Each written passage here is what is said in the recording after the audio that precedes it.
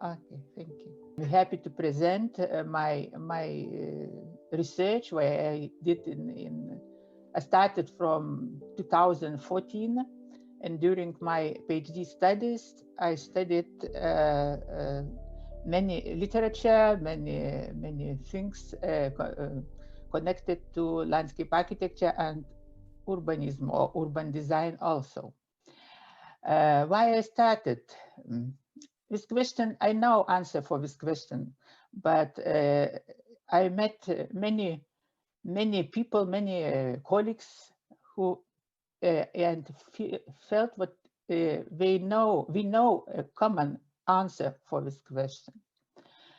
And another questions what I raised in my life, in my professional life, it was about this unity and peace of nature and city, and about a possible interaction, and if this interaction can be positive, productive, and sustainable, or landscape architecture, it can be effective mediator for this interaction.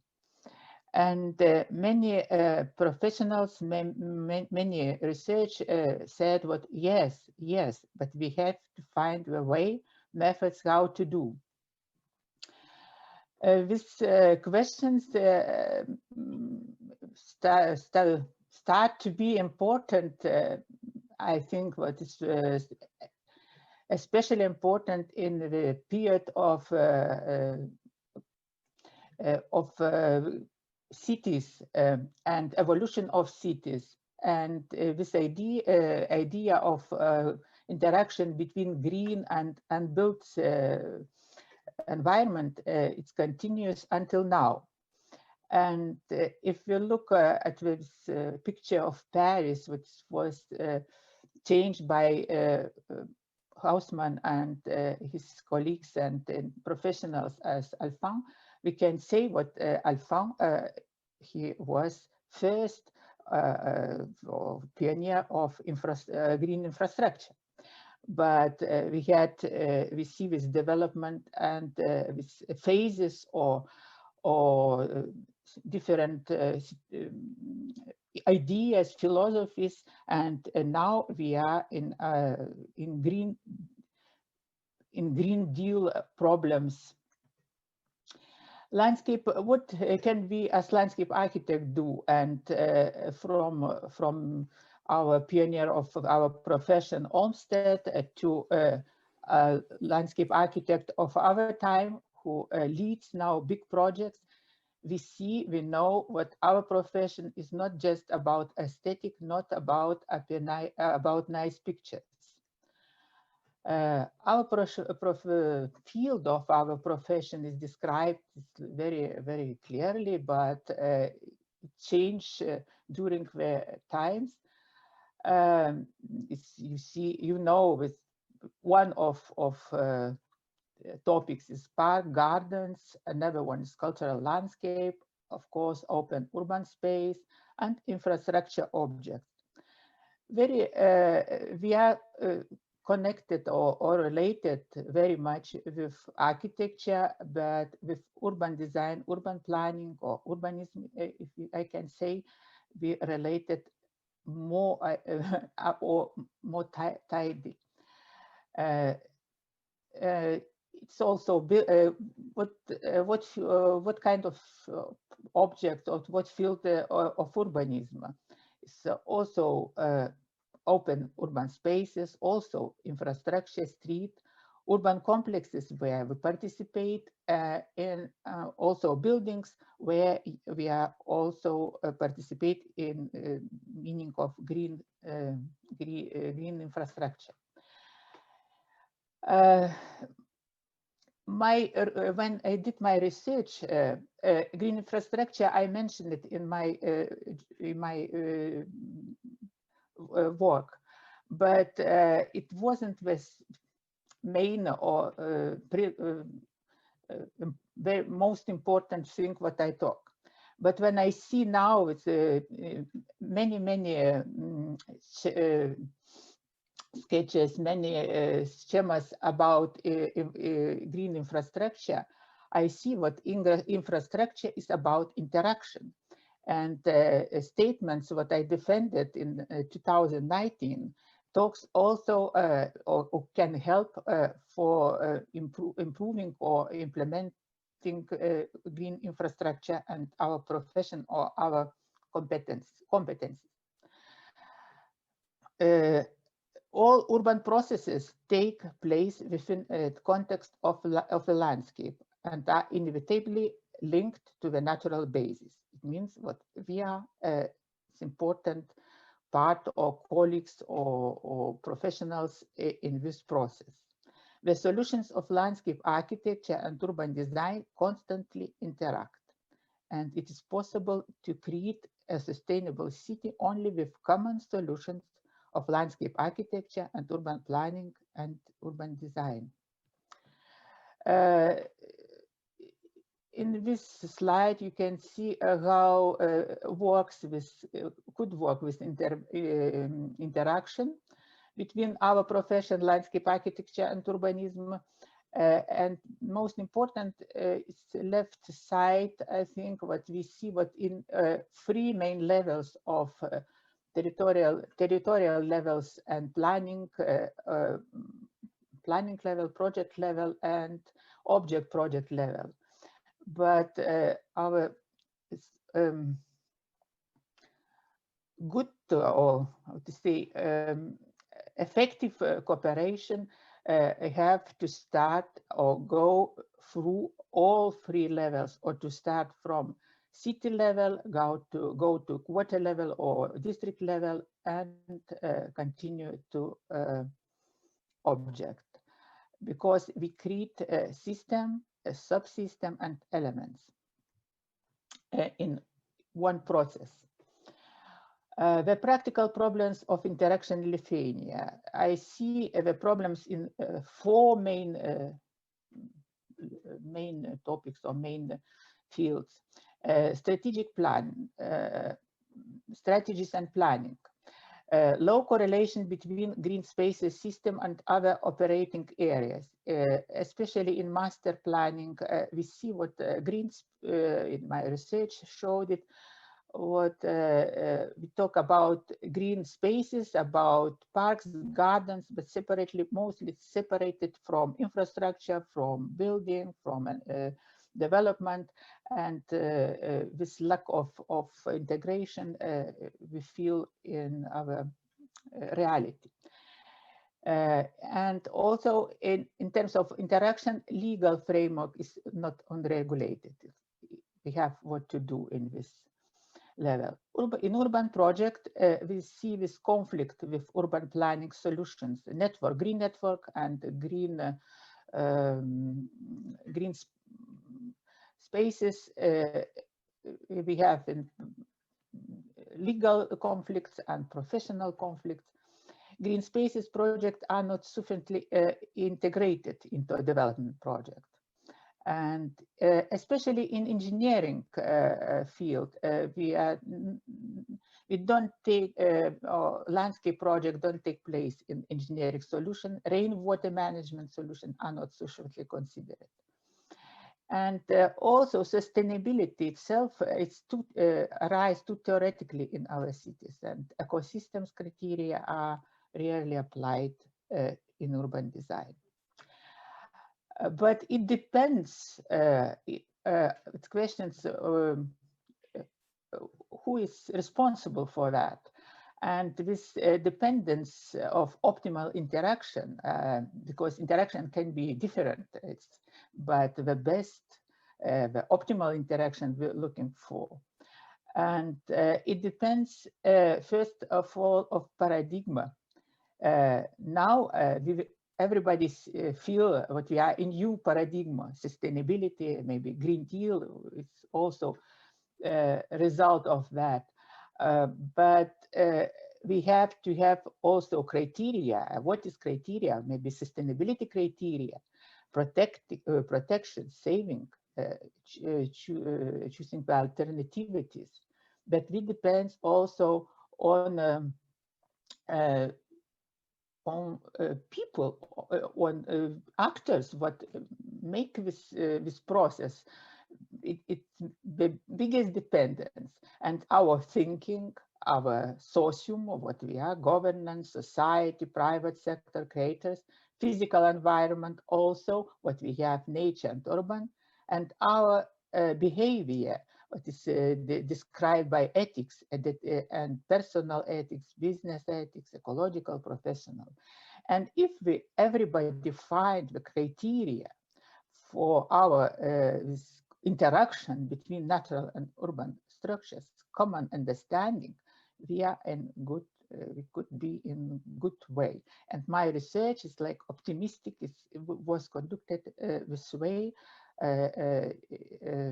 ecological, ethic, and understanding, like common understanding of that. And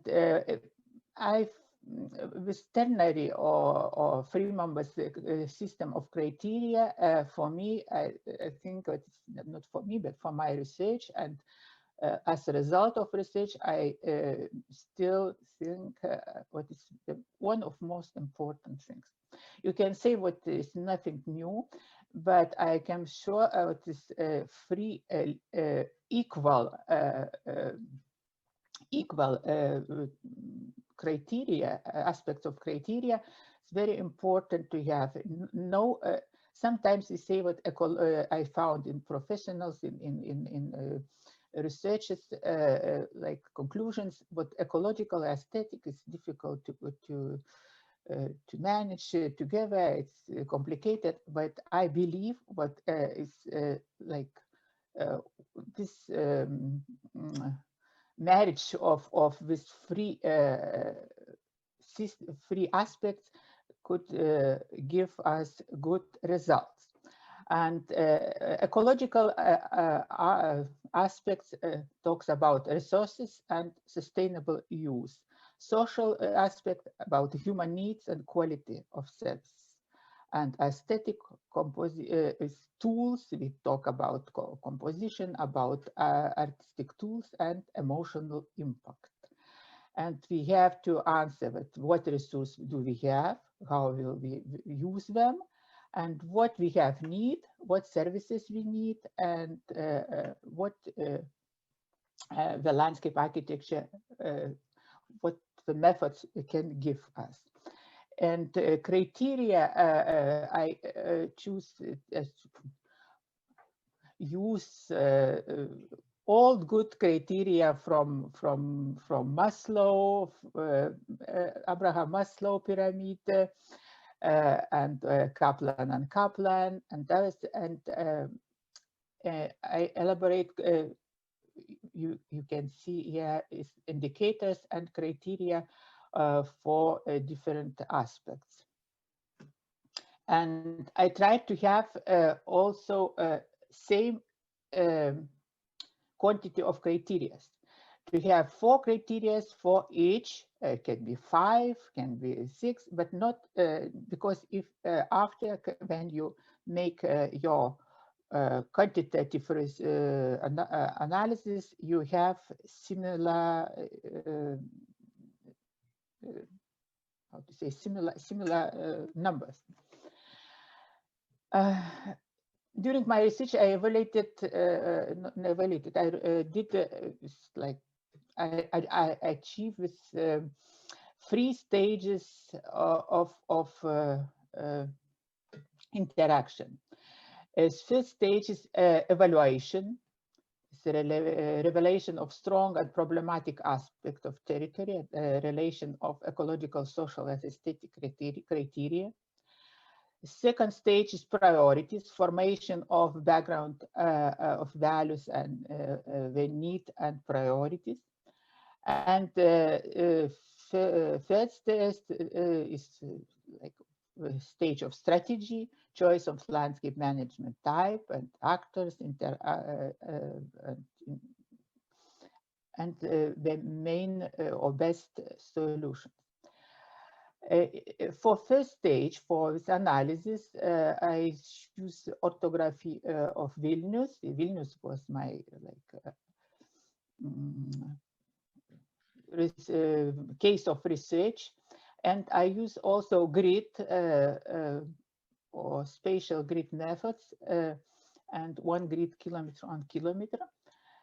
And research was done using also Kevin Lynch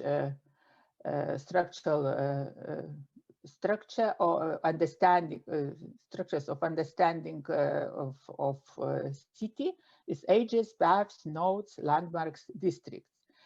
Analyzed in each grid. I analyzed nature and urban structure relationship. And for nature, it was topography, water, plants. And it means for each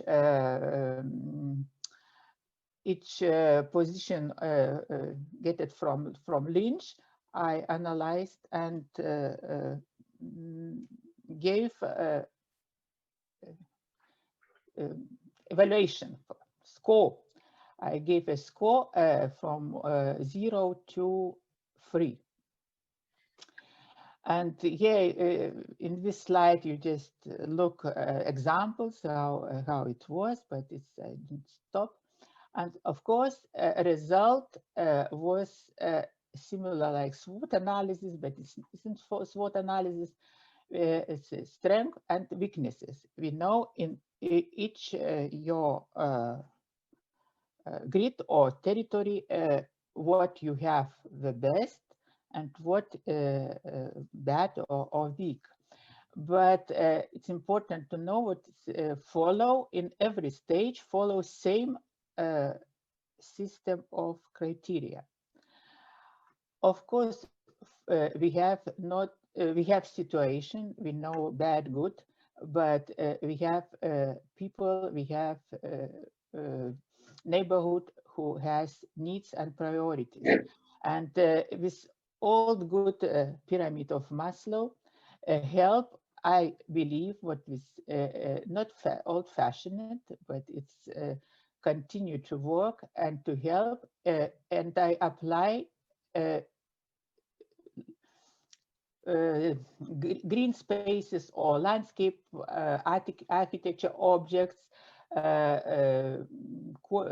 needs for them for green spaces applied Maslow pyramid with needs, and you can see what is we can using this pyramid we can decide with neighborhood or with public what level we want, in what level we are now, or we are just satisfaction physiological needs our environment are, or we are in security, or and we achieve or what we want to achieve.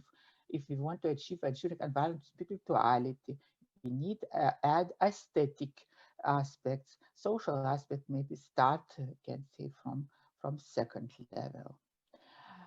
When we decide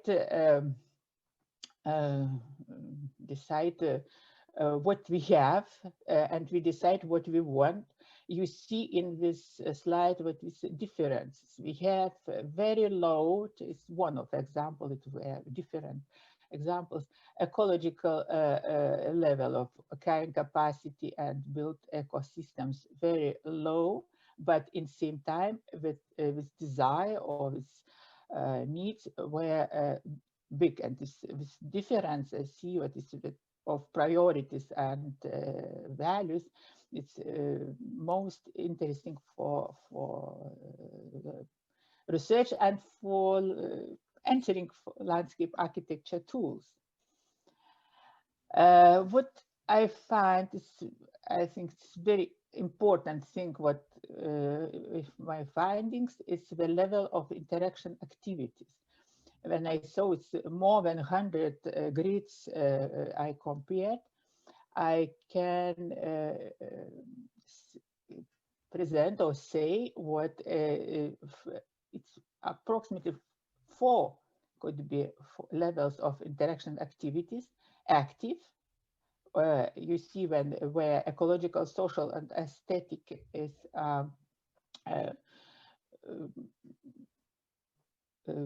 are respected aspects, and moderate, passive, and destructive.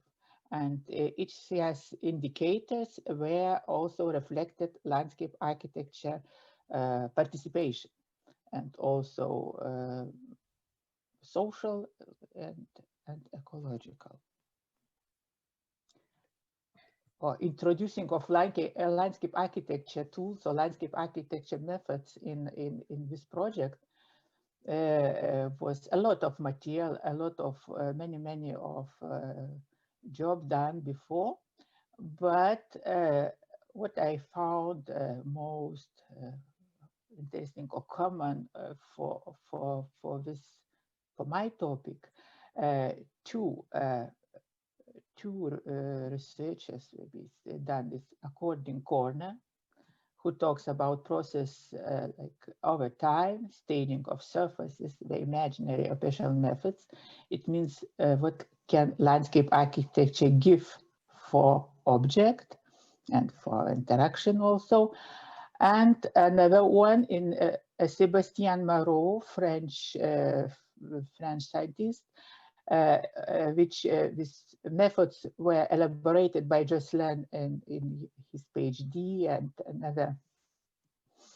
another researchers and works. It's anamnesis. It's like research on territory. Process also, you see process important for both. Space sequencing is like staging surface also we can connect in, and context. And I try to add this, how this landscape architecture methods go can help to solve the problem, the tasks of concrete. Exactly, it's like example of one of my territory of grid. And in this case, it was like the priorities: built ecosystems, ecological carrying capacity, social aspect, accessibility, safety, aesthetic aspect, coherence, legibility. And one of interesting thing what I tried to show research is a process in the time. And I came with this conclusion, or what if we start using landscape architecture tools, we build ecosystem, it's our ecological and add ecological capacity, but in the time this process grow up, and our biodiversity and naturalness, who wasn't priority, became also important thing, became active in this situation. And also the same with accessibility. Now, first for us was important accessibility and safety, but when we do impact on that, the participation and shared function also grow up, and we have result. And coherence, legibility, of course, if we add ecological built ecosystem, we have better accessibility, our coherence and legibility grow up, and also grow up complexity and mystery. It means what every three aspects are related and in process in the time. We grow up if we did good job before. Our grid system can, with all aspects what I talked before, could be applied or this research tried to show how it's important to look not just in one grid, or not in just plot, or just one territory what you look, but and to consider and surrounding. And this grid allowed to spatial grid methods applies a contextual approach to the territory under consideration. This method encourages the territory to be examined through the landscape prism, going beyond the boundaries of the parcel. The principle of spatial grading allows systematic approach. And when we look, it depends on what we want to do with these methods, what I elaborate, but if we look at city level, if you want, we can do management of landscape. And for me, it seemed interesting, Jill Desimini, landscape management categories, what we can give according our research for landscape, for different urban spaces. And we decide the main topic is community open spaces or ecological landscapes or green, blue-green infrastructure, working productive landscape, transitional landscape. Maybe we can add more, but what we have like agenda for our for continuous work and for integration of urban development or integration of infrastructure. And my research was finalized by landscape management code. In other words, is the cycle of landscape architect participation in the urban process, if you want, and who shows what we have four stages, not stages, but four things what we have to do, and this can continue permanently. First of all, the site properties, human needs and priorities, nature of nature of the interaction, and landscape actual measures or tools. And now just I want to show you what happens in Lithuania now. It is not in Vilnius. Later I show in Vilnius.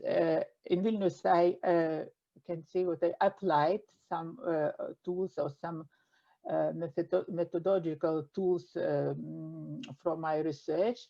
But here just new bus station, new architecture in Vilkaviškis, a smaller city in Vilnius, in Lithuania, and how interaction now we have.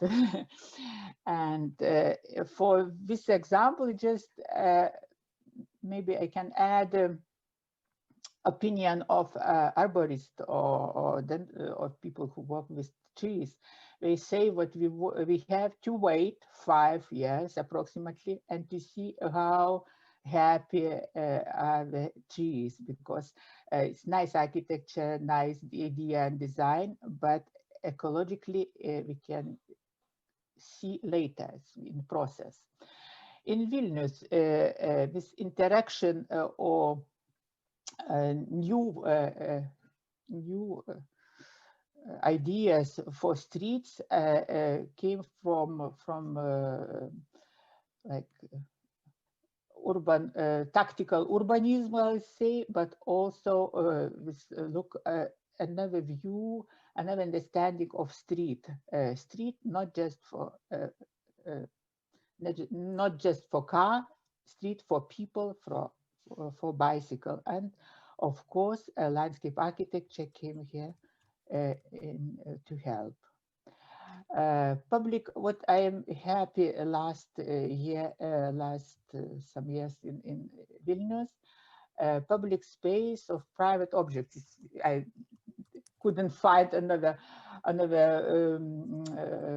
heading, but exactly private sector understand importance of landscape on landscape architecture tools, measures, and we add greenery and also nice composition. This one in the corner, it's done by Marta Schwarz. It was competitions, and Marta Schwarz and partners, they won this, and it's and the building is part of built. It's interesting to see how it will be finished. Courtyard also is developers of multi-story buildings or buildings for living. They understand this market and the courtyard become more human and applied for living, for nice living, for quality of life. Just in this case, many greeneries on under this greenery we have parking, underground parking, and everything is built soft with trees. What they left kept it from what they had before. And also green spaces, and we have quite new. It's just this year this finished, but we waiting for greenery. Also this former river bed of Neris, if you can say. It's a system of ponds, and also new thinking, our new landscape architecture reflections in this area. And what I am happy also to say in 2 words, maybe I have to finish quickly. In Vilnius city, myself, I work in my job. I work in Vilnius city as landscape architect, and I do administration or coordination of projects. And I applied my principles of process, what have to start from beginning, from program, from building of program, from discussion with stakeholders, and landscape architects have to participate. Landscape architect could participate or have to participate from beginning of project, not to add his competition at the end. And we now for public space or green space, we use SEMA, where we start from initiatives. It could be initiatives from neighborhood, from people, and from us. And we continue with meetings with stakeholders, neighborhood. We make discussion and for setting priorities, making programs, and later we do when keep professionals to do a project, public participation also, or all project stage of project presented for public, and also this presentation continue, or not just presentation, or involvement, participation continue until the realization. We have the grid system, what I showed. It could be discussed because it's, we have another tools and smart tools for city dividing or understanding. But I believe what it could be add also as tool, especially it's used for monitoring. It's important also, and that you can manage monitoring process and creative process. But what I also happy and just to show what we now is working on the interactive map of green space management of city. It means what we have we prepare interactive map with information about landscape management tools, about conditions, about plants, and so on. I have 1 minute for you. Yeah, okay. And my conclusions, you can read maybe. It's about landscape architecture, about coherent cooperation, about criteria, what is it's very important thing, and about integrity of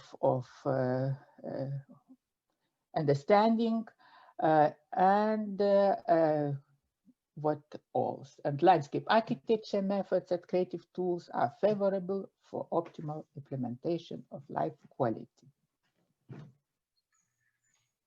Thank you.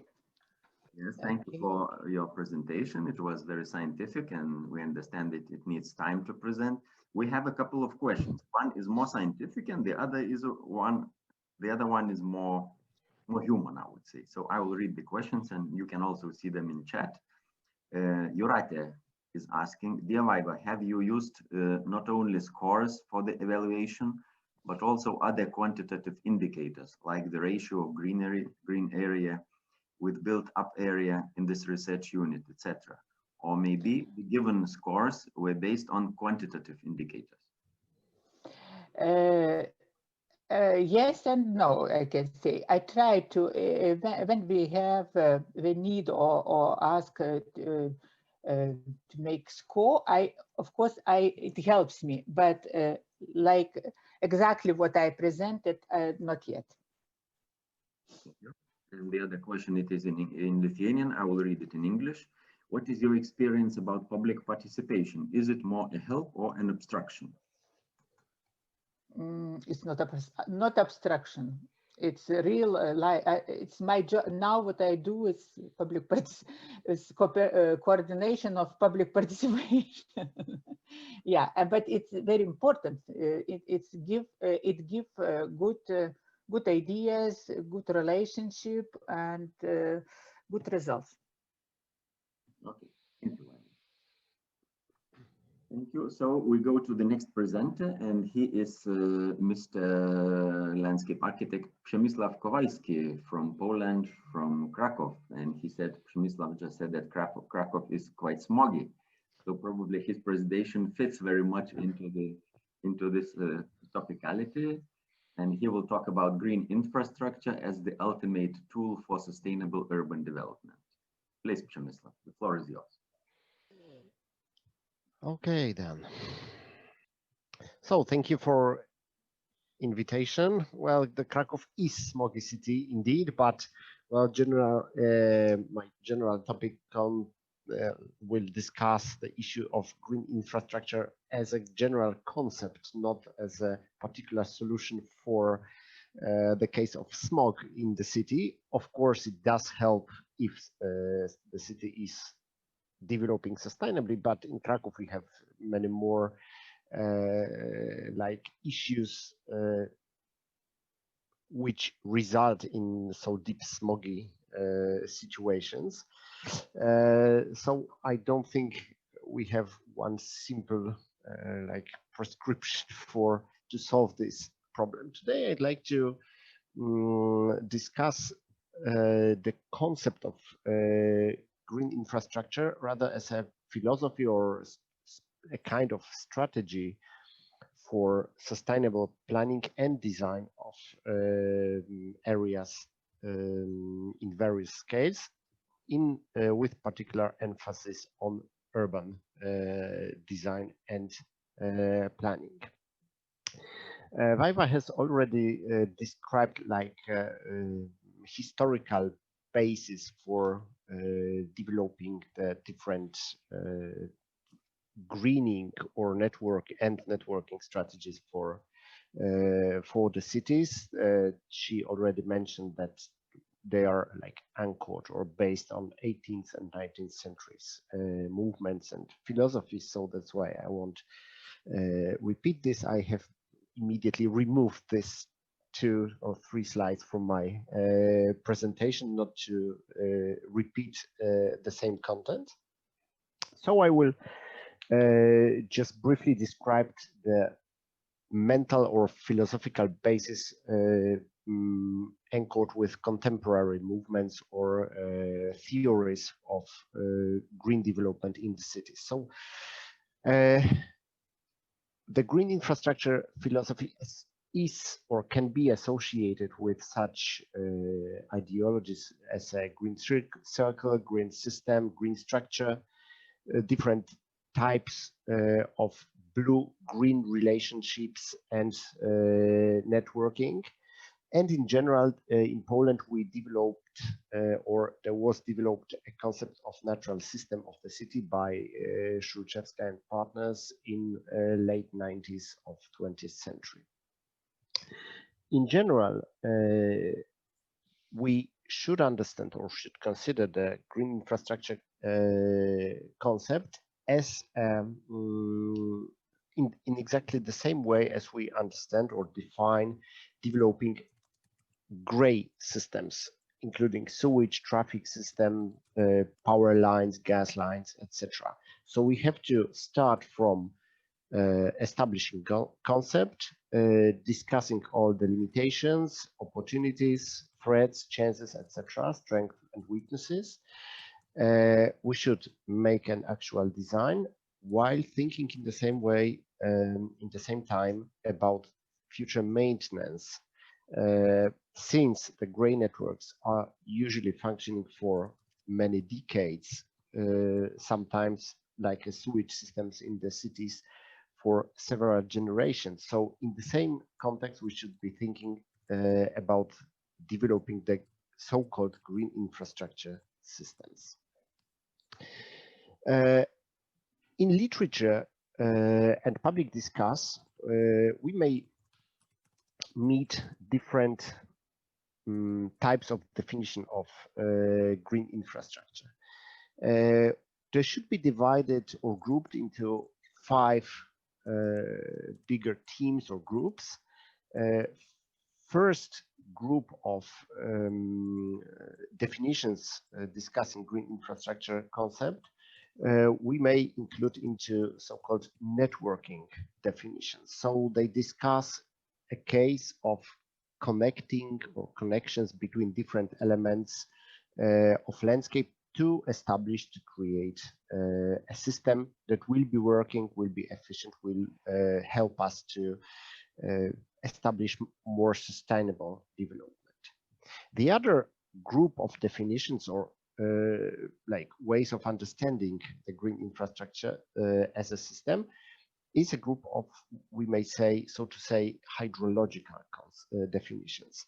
They are mostly related to water management concepts and ideas, very frequently related to rainwater management plans, as well as avoiding flood events and managing drought events in different areas. What fits the most, in my opinion, to the concept of green infrastructure are the definitions that we may call as integrated, that try to join aspects from those networking, hydrological, technical concepts, and to ensure to development of certain ecosystem services that are beneficial for urban society. There are also some, we may say, immaterial definitions of green infrastructure that usually discuss not a particular system based on selected spaces, networks, links, etc., but rather discussing the way of managing the pieces of landscape, then rather concentrating on selected places of the on the landscape.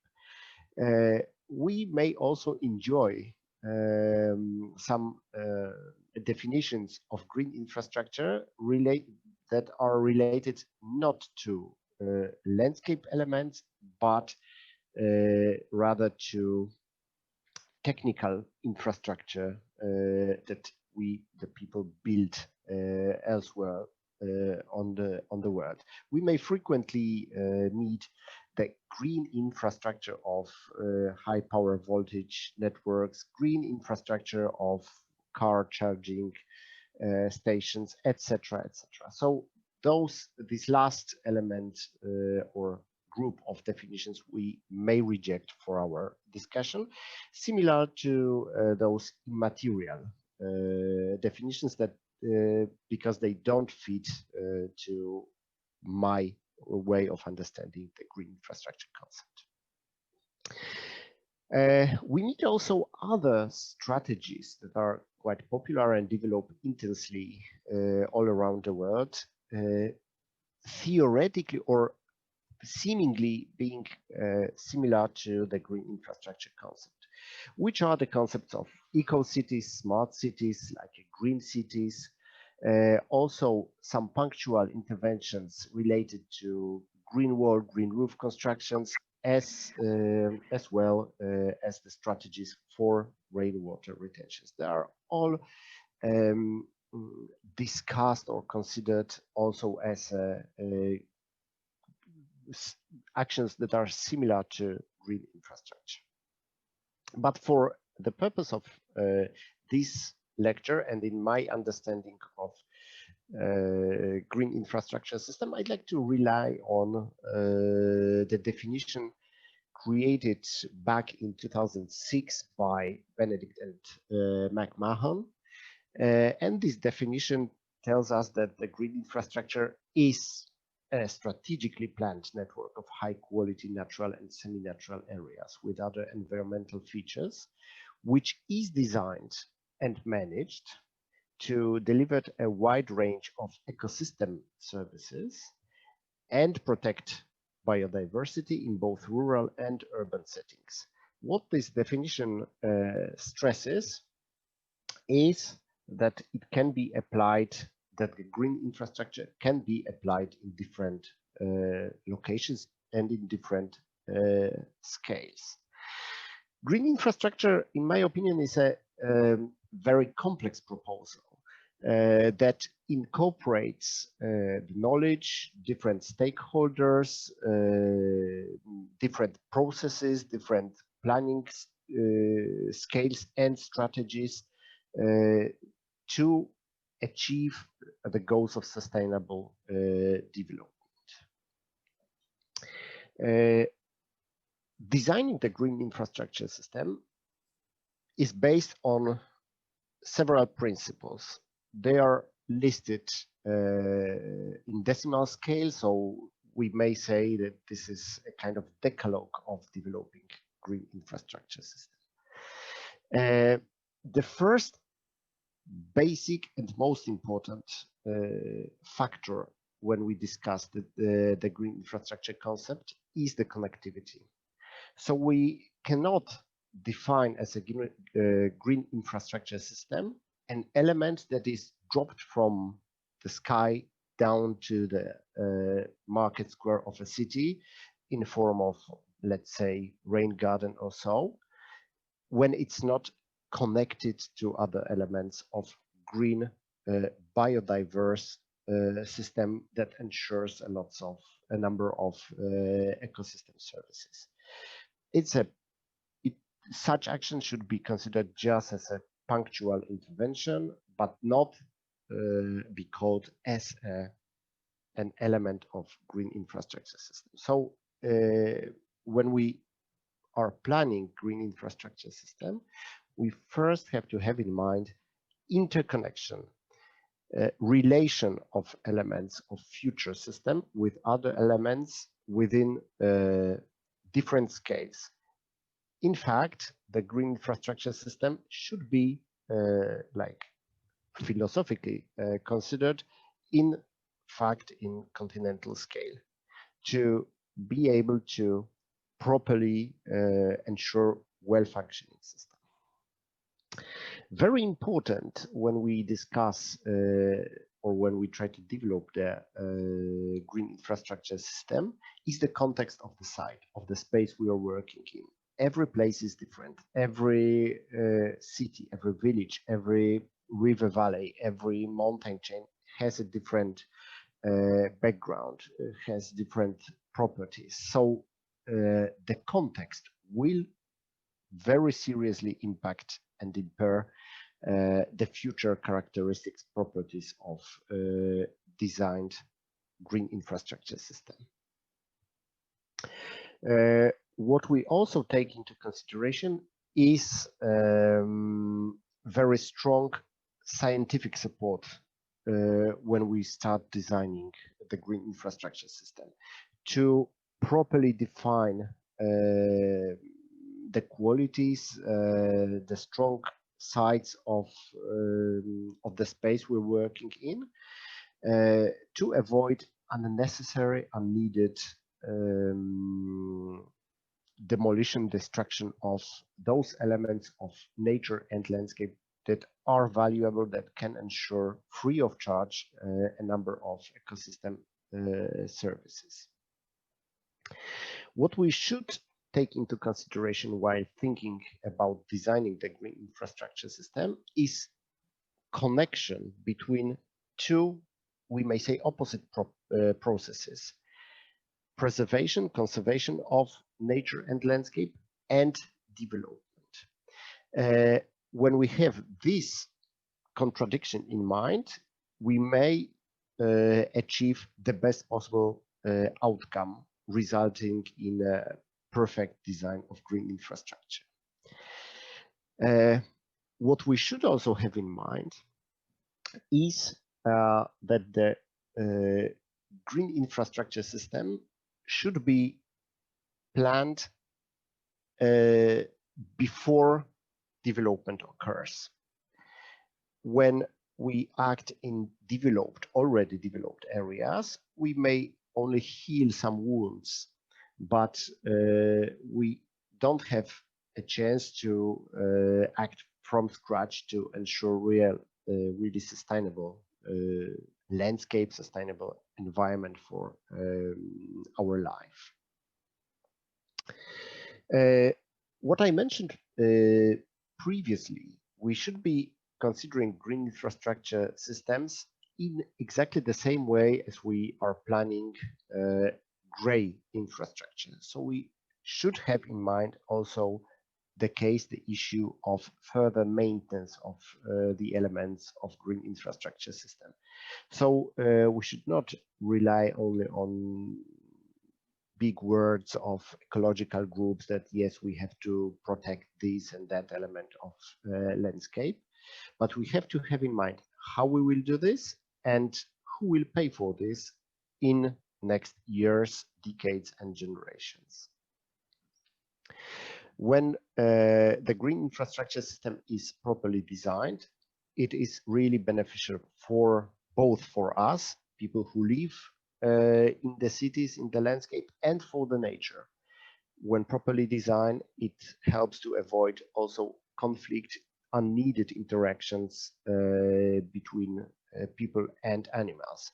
For instance, properly designed green infrastructure network will reduce, for instance, the influence or income of wild animals to the cities. Many European cities struggle with the case of wild boars presence nearly in the city center. So properly designed system will also help to avoid such interactions.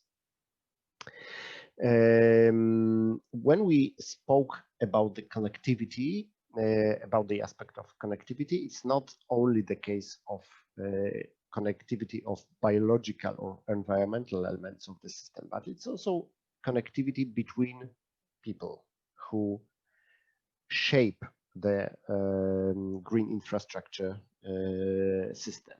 So both the owners of the plots, those who want to develop something, those who want to protect portions of landscape, etc. So we should consider interaction between different civic groups. Also, when we think about developing the green infrastructure system, we should not think in any case in local scale, because what we do in our garden, let's say, in our market square, in our city, will have certain impact on those who live nearby. So every management action that we involve or incorporate in the design, we have to have in mind that it will somehow that it will have some impact on other people. And last but not least, when we design the green infrastructure system, we have to have in mind that it's not a temporary action. Of course, in certain cases, we may incorporate or include into the system also temporary green areas. But in general, as a general principle, we have to think about the green infrastructure system in long-term perspective, in 10 years, 30 years, 50 years, 100 years, to have a really sustainable development of our settlements, of our landscape.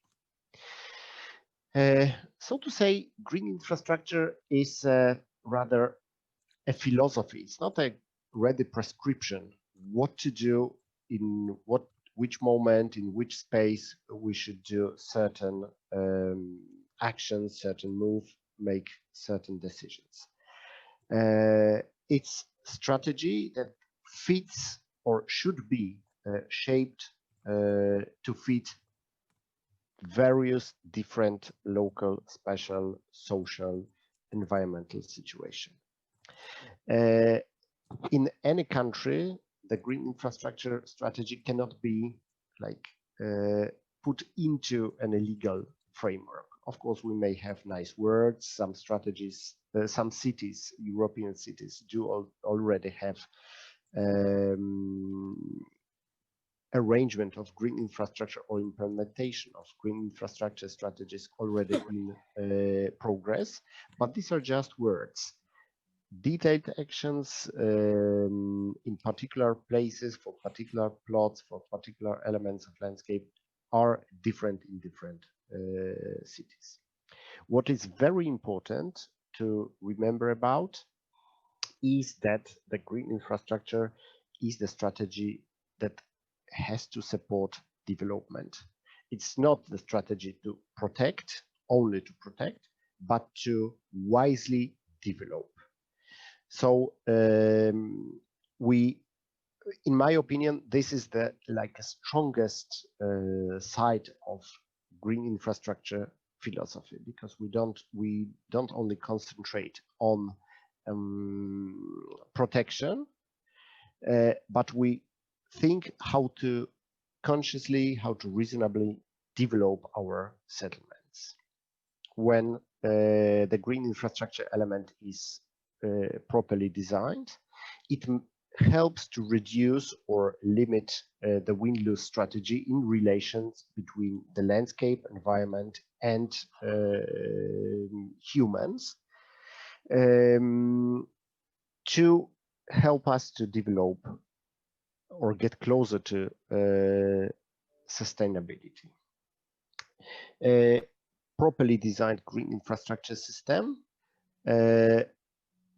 is multifunctional. So if we have the spaces that we have to protect because of their historical heritage, their natural qualities, some problematic cases happening on those sites, we always have to have in mind how to incorporate different functions than just the protection. On protected areas, we may have recreation, which is another function. Protected areas do also ensure many more ecosystem services from those primary groups, help us to filtrate air, water, etc. So the green infrastructure network to support development has to be multifunctional.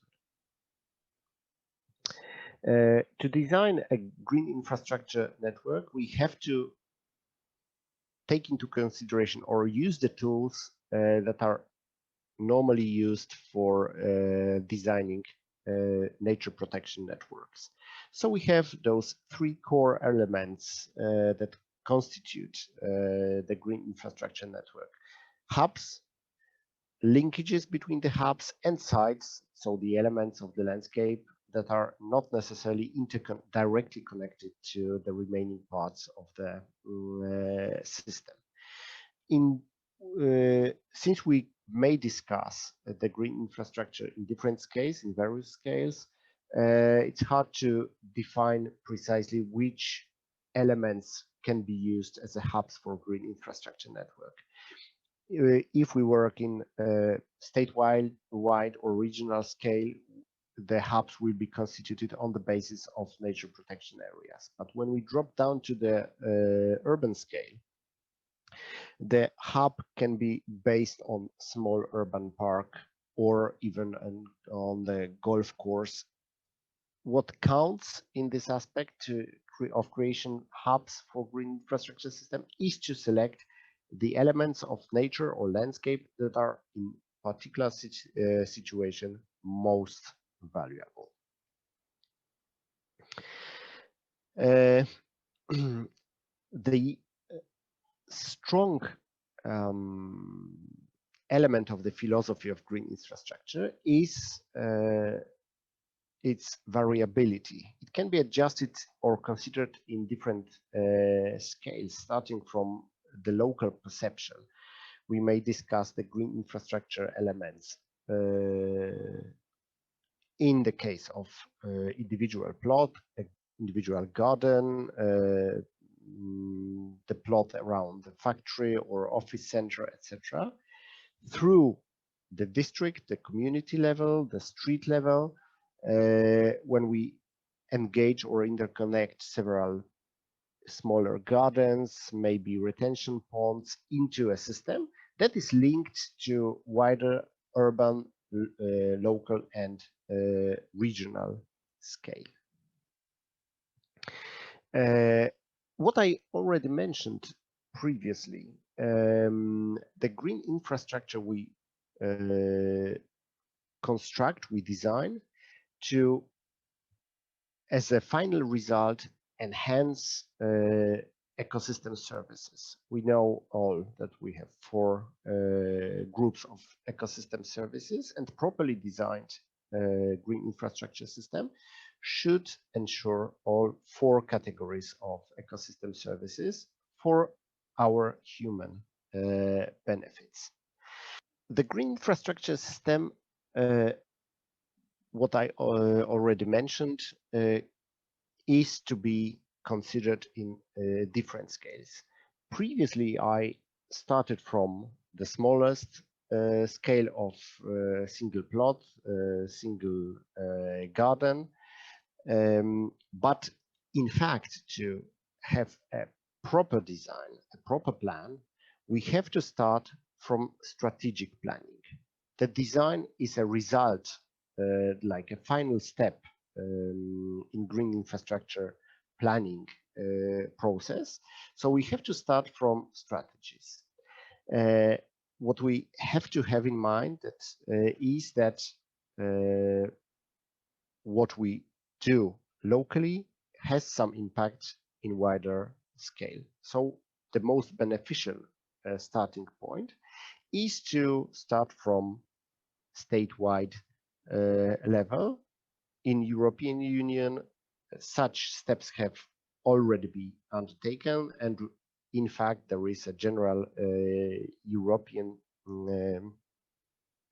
program for EU biodiversity protection, which is called EU Biodiversity Strategy 2020. It should already be established in all EU countries, but the research shows that the preparation in different countries, well, is not properly advanced, and this strategy probably has to be somehow extended in time. So this big scale strategy is based on the system that relies on the Natura 2000 sites that are to be interconnected with working landscape of forests and agricultural lands. It has this program has a chance to be successful in European scale, and on those bases we may get down to state or regional level, that on the basis of those rough interconnections, we may prepare smaller programs that will support more local communities. Such example for regional thinking about the green infrastructure system are widely used or implemented all around the world. Flood protection concepts, as well as river renaturization programs. One of the most important, most ambitious program of river restoration is the Rhine River Restoration program in Ruhrgebiet in Germany, where the former hydrological system of the landscape is to be re-established after ceasing mining and metallurgy in this region. It's very costly. Hundreds of billions of euros are spent for this program. Why is it so costly? Because this is the program that it's not doesn't fully implement the green infrastructure philosophy, because what we may learn from this program, it's always cheaper to maintain existing natural values than re-establish them after being destroyed. So it would be way easier to have nicely flowing natural rivers in the landscape than channeling them and after several decades rebuilding, renaturalizing.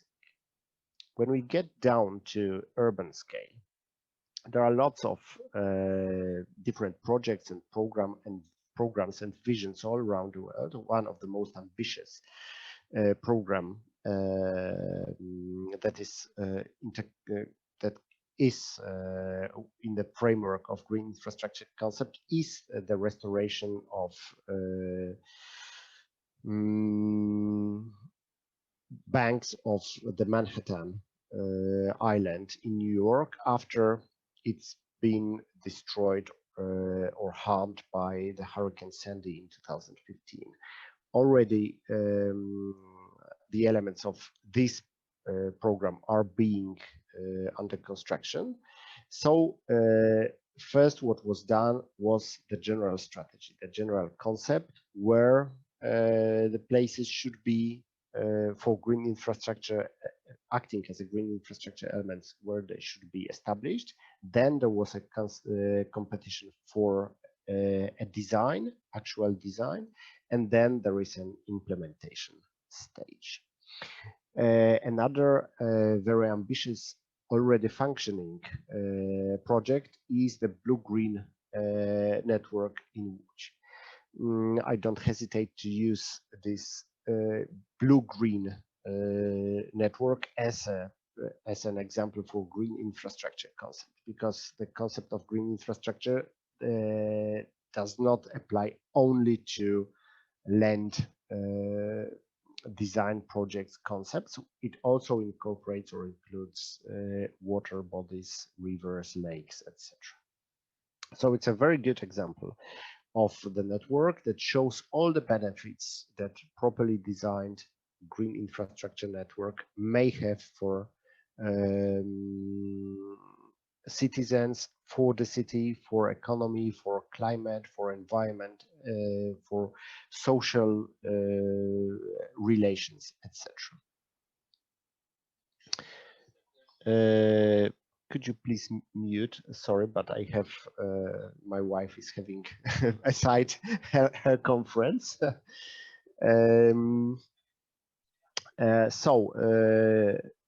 Another urban scale examples, rainwater management practices. Since the example from Łódź was based on natural or semi-natural system, there are also other examples that rely on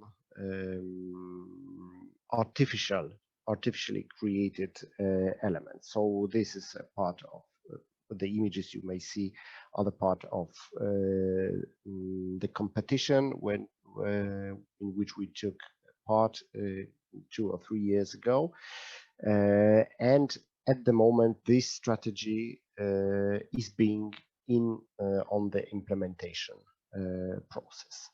The smallest scale interventions are one of the example, again related to rainwater management, is based on like rain gardens, local retention strategies, but also those small street scale intervention can be discussed in a way of creation of pocket gardens, etc. So we may or we should consider green infrastructure concept as a whole system, starting from the wider scale, statewide, regional scale, and getting down to smallest scale of a single individual plot. If we don't have in mind all those relations, the system will not work properly.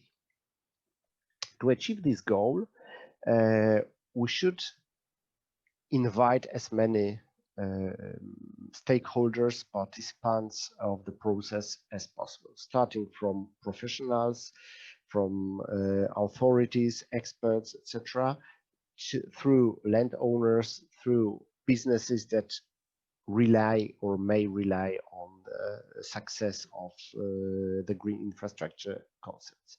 Of course, us as professionals, the designers, the architects are also the needed participants of this designing process. In practice, what we should okay, there is someone, some young colleague participating in our meeting. In practice, how we should work on designing the green infrastructure system or network. We start from identification of the goals and desired features of the system.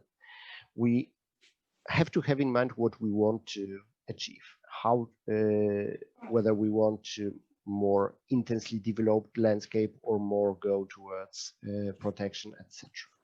What elements of those landscape should be protected? What will we achieve through this protection or through development? If Vaiva considered or discussed the concept of naturalness in the landscape, we also should this have in mind.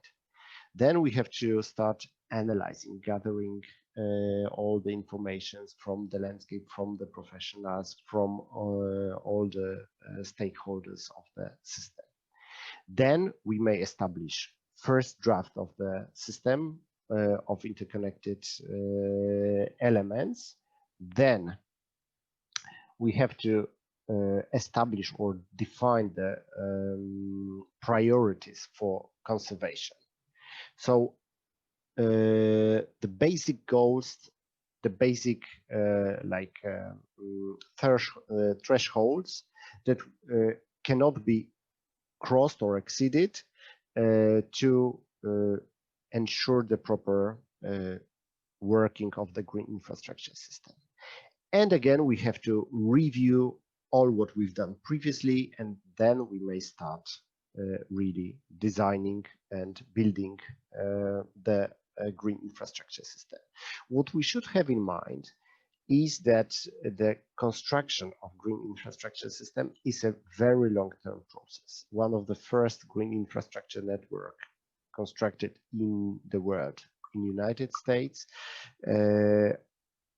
It took over 10 years just to discuss the shape of the system, and then the implementation stage started.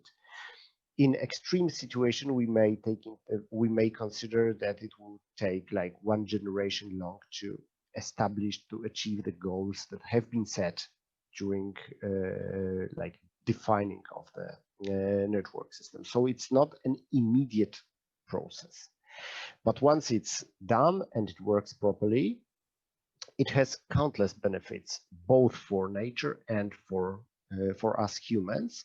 Usually those benefits are discussed as similar to the benefits of greenery when we look from our human perspective. But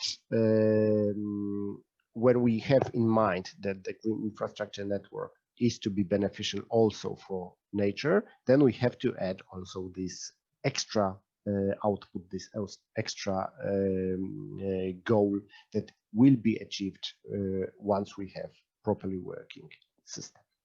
Przemysław, your time is like over. Yeah, okay, so 3 last slides and over. To sum up, the green infrastructure concept is should be considered as something that is supreme over different concepts that are to be used like as a tools, as a toys to build, to construct the green infrastructure system. But it's not in contrary to those other movements, philosophies, or strategies. So not to extend, I will just read the conclusions. The concept of green infrastructure becomes the ultimate tool for planning and design in different scales of landscape. Through its complexity and incorporation of knowledge and participation of wide variety of stakeholders, as well as preceding nature of this philosophy, when used consciously, it responds for all the needs of contemporary society interest relating to the aspects of sustainable development. For those of you who were interested in green infrastructure philosophy, for further reading, Mark Benedict and Edward McMahon, like a Bible of green infrastructure, green infrastructure, smart conservation for the 21st century, and also their book, Green Infrastructure Linking Landscape and Communities, already from 2006. And very recent, quite fresh book of Barbara Szulczewska. She's a Polish author, which you can assume from her name, Green Infrastructure, the End of History. Thank you for your attention, and sorry for extending my presentation. It's okay.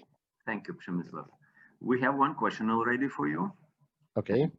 Rage wants to thank you for your presentation, and she's asking, what do you think are the main obstacles, governmental or social, for the green infrastructure system to become a whole city continental network?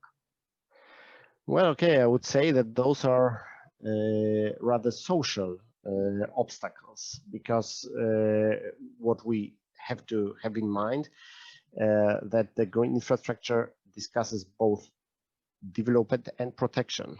And always when we want to protect something, we touch someone's particular interests that are very frequently in contradiction to protection, because people are forcing very intensely like development their lands, their plots. In Krakow, we have very loud discussion about like a master plan for protection of green areas in the city, and through social discussion, it's being limited more and more and more. And so the city authorities decided just to do something to protect the basic, the core elements of future green system.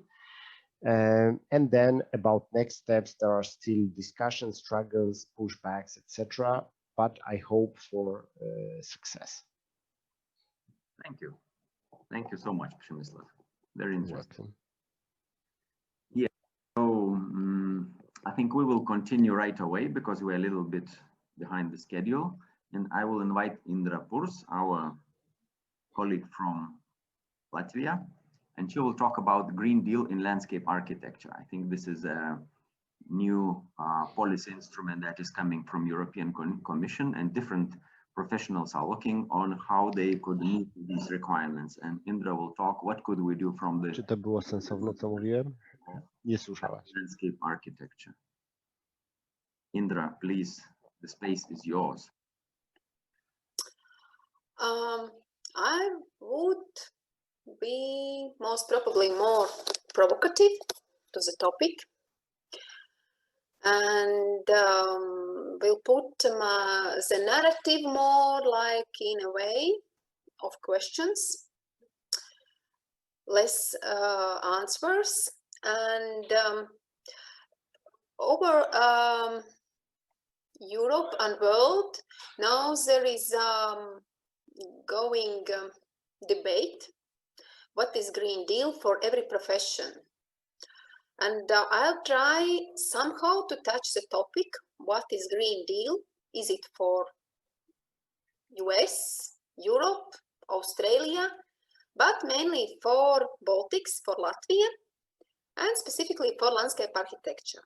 So as we can romantically think about our nature with our gods of winds and forests and this pantheistic worldview, then we somehow magically are very romanticized and biophilic, but it appears that our life, almost 90%, are indoors, that we are actually part of indoor generation, and statistics shows that we think that we spend 24 hours indoors, but actually we spend 90%, that we are, because of lacking daylight, we get 15% more sad than other. So I would recommend to see this video. I will not spend. This is a video from window company Velux, but it's provoking. So yes, we started our life from this tiny lake village in Latvia, in Āraiši, and we are proud of our Riga capital of Latvia, and it's like how it's planned and these beautiful buildings. But at the same time, we are somehow confused that the dreams of wide and sunny Soviet multi-districts became too empty and void. And coming back to the political guidelines, in 2015, United Nations bring, I would say, I would truly believe that really good initiative. It was developed from previous agendas to 17 SDG goals with a great background, and I like approach personally that it becomes kind of movement, that every industry finds its ways how to fit in these SDGs and how to answer to these global goals, and the ways how that might be. And in 2016 there was issued new urban agenda. For this new urban agenda, there was several paragraphs, very democratic for landscape architecture work, and points exactly how this new great urban life should be. And it might be as such that we can, if we follow these nice ideals, we could get to quite good results. A few years later, in last year, with new presidency, Ursula von der Leyen, in 2019, there came ambition of Green Deal. Green Deal was in several steps, and as being landscape architects and dealing with green and blue, we can find in every step our work, both in agricultural lands, like from farm to fork, like urban agriculture or sustainable transport and circular economy and zero pollution. So quite we are familiar. But the question rises where landscape architecture is in this Green Deal. And I would show and try to wake you up. Because as you remember, like in 2010, we was all of us was very familiar with smartphone Nokia. But because of its confidence and self-belief of being very high-level smartphone, it lost its market. And I would invite to think in a way that we have a huge competencies over decades and even hundreds and thousands of years in our heritage and management of green spaces. But other industries are also very keen and following and coming with ideas. So we need to shake up a bit and think how to do that better. Also, it was feelings that never the political ideology and these great goals was quite green. There was nothing said about professionals, and there was everything mostly on a larger market on energy and transport sector. So how the same cars and the same electricity become more greener, and at the same time already in 2018, responding to the United Nations SDG goals, Lisa Dietrich in her co-work with others in Landscape Architecture Europe book writes that we are sick of hearing about these lofty aims and nothing is said about how to translate them into practice. So here we are, we landscape architects, we are ready to help talk to us. And she also pointed that it's not only landscape architects, but it equally be relaying all call for professionals. So it's kind of very familiar practice.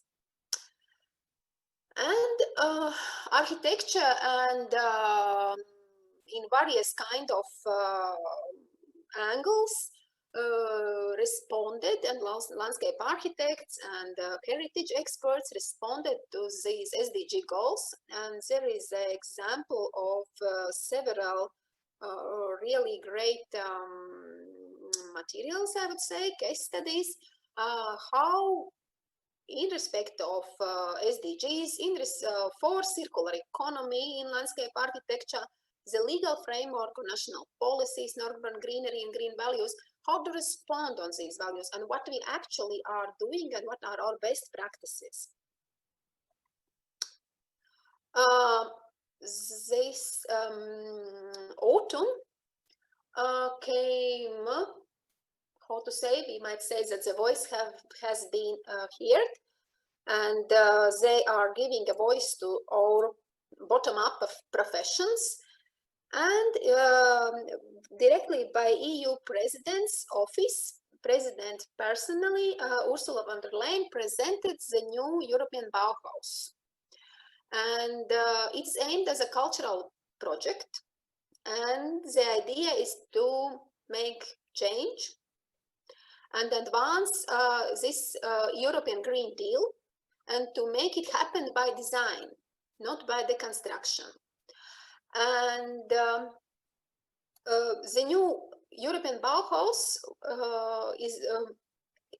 is making an idea as a co-creation space intended to be a bridge between science and technologies from one side and art and design on the other. So the Europe's President's Office calls architects, designers, students, researchers, everyone join for this movement and make solutions for the European Green Deal as a culture project, and make this as a think tank and do tank, and reimagine three dimensions: sustainability, specifically more including circularity, qualitative experience, including aesthetics, and inclusiveness, especially affordability.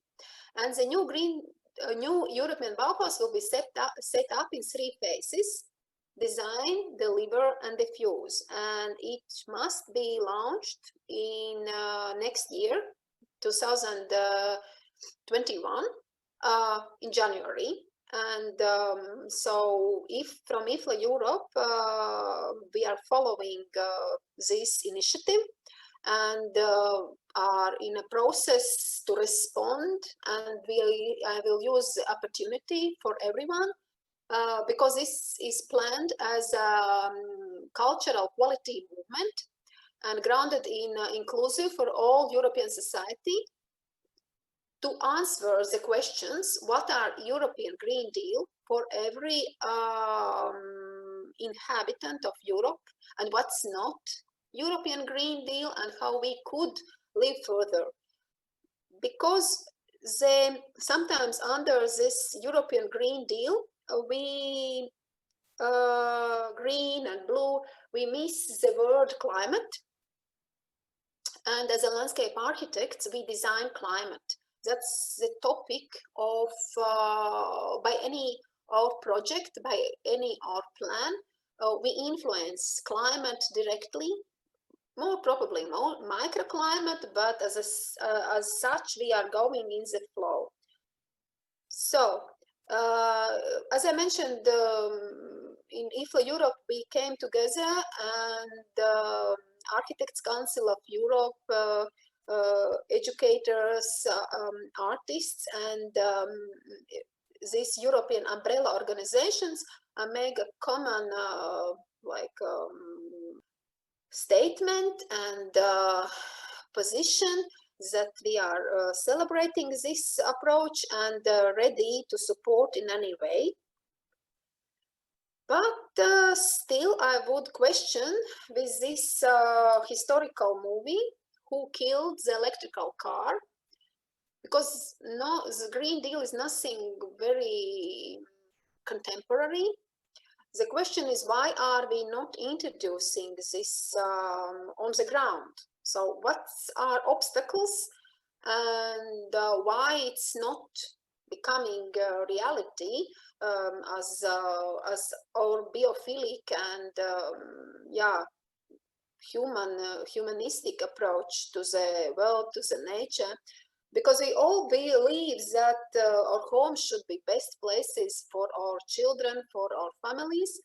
And as a city, as a human settlements, are they the best places for us? Probably it's somehow not. And I will go back to the history and go through some angles that is showing this Green Deal thinking. Already in quite history in this is a case study, what I would say, for Riga, that turned tragedy into landscape heritage. In 1812, due to Napoleon forces coming to Riga, the city's previous governor general was so afraid that he used the usual practice and burned all suburbs. But Napoleon forces didn't came to Riga city, but it resulted in the fact that the citizens was really disappointed, so there needed be a quite fast action. They changed the Governor General to Filippo Paolucci. They invented very first institution, Commission for Suburban Greenery, and step by step, these burned the suburbs, opened for space for green belt, and step by step started to develop projects. I will not go very deep in that one, but as a result, there was designed green streets in several layers. All these nice projects that we see around the new Europe, and all contemporary one was already at that time planned in Riga city. And this made it possible that these suburbs were place for this future green belt. However, a few decades later, the industrialization with train lines from Russia were built and destroyed some part, as you see. So this was all part for green belt. So by this train line, it was partly destroyed, but still city municipality continued this all green belt project over year by year, step by step, destroying fortification systems and building green infrastructure, green blue infrastructure actually. At the same time, the movement in Europe and more this example of garden cities in UK came as a trend, and to this was very responded, and we can't find precisely, not yet, we need to do some research. So in exactly which moment, where and how Riga followed that, because it's important to note that during that period, Imperial Russia was one of the economically wealthy regions of Europe. And as Riga city was one of the healthiest part also of Russia, among very few cities, so all investments came to the Riga in also in gardens and public spaces and green infrastructure. And so idea of garden city in Riga was developed already in 1889, and the project was designed by landscape architect Georg Kulfok in 1901. So after the First World War, there happened this agrarian reform, land reform, and a lot of lands were received back by new independent government, and with this movement, there was developed a very ambitious plan, like a Riga Garden City plan. This is not precisely the map that shows more structures, but it shows like that there was even a radial approach in the city center for this garden city planning, and there was a really detailed developments for this green planning. And continuing this story, this is a cemetery of First World War, canonic monument for Latvia, and also planned in very regular style nature, I would say green, with green ideals and nationalistic green approaches.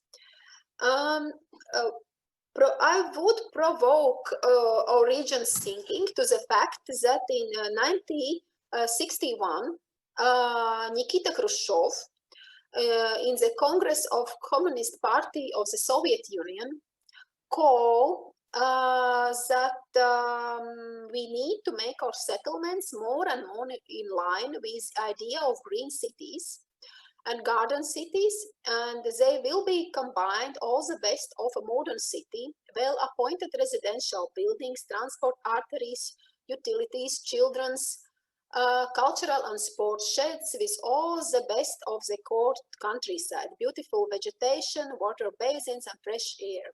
So starting from this period in Latvia and I believe in other Soviet regions, they started a movement. Actually, this movement started a bit earlier in the, this green construction section, and conferences and events were held by Architects Union.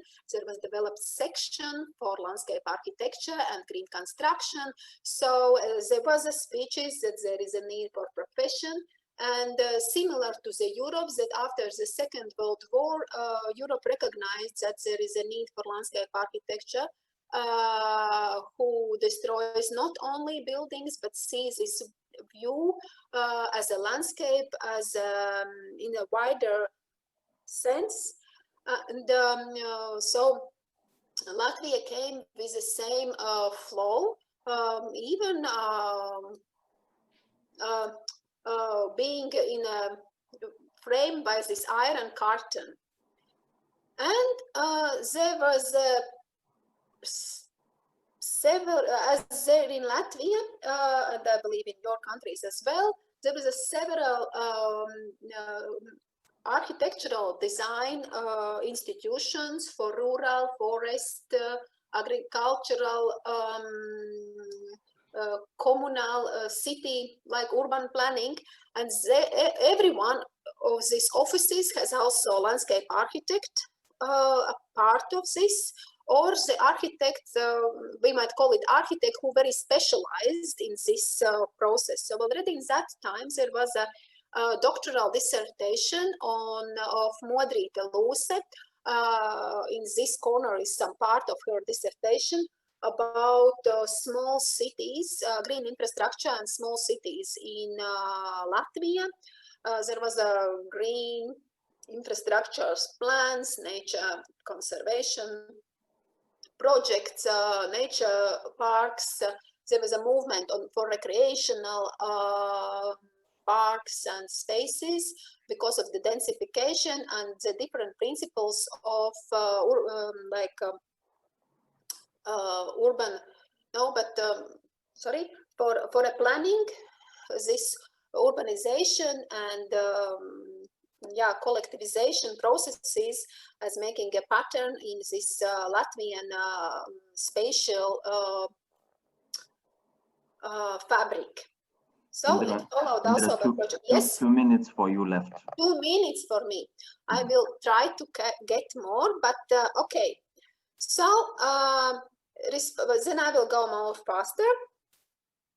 So other industries are opening discussion about the built environment, and as a landscape architects, we are part of built constructions, and within our objects are built objects. So this is a part what might be important to follow.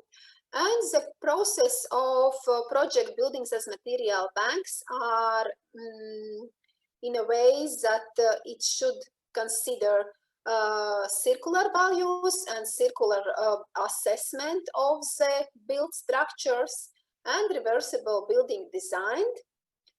And so I will try to go a bit faster.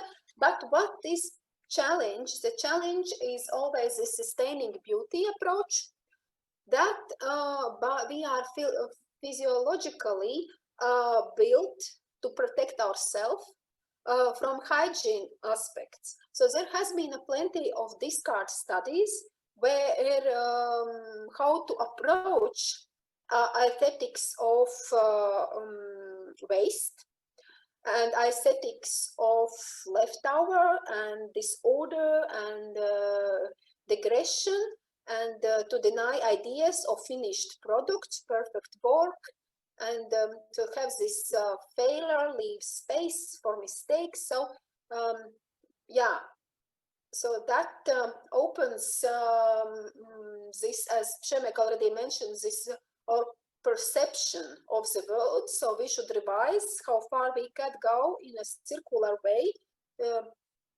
And yes, in Latvia we have a quite good circular market already happening in online. We have circular lifestyle and circular solutions. And I will pass this one. This is not a project in Latvia. It's very, very expensive project in Switzerland. But the point of this is to make new materials. And can we, as landscape architects, use and reuse our bricks and pavements for to create new materials. And coming back to the Przemek and greetings to his smog city, can you later expand on this project, because it is done in Poland, in your city, this smog-free tower, and which is like a vacuum cleaner, cleans air from the smog, and there is calculations on the left how to develop that one.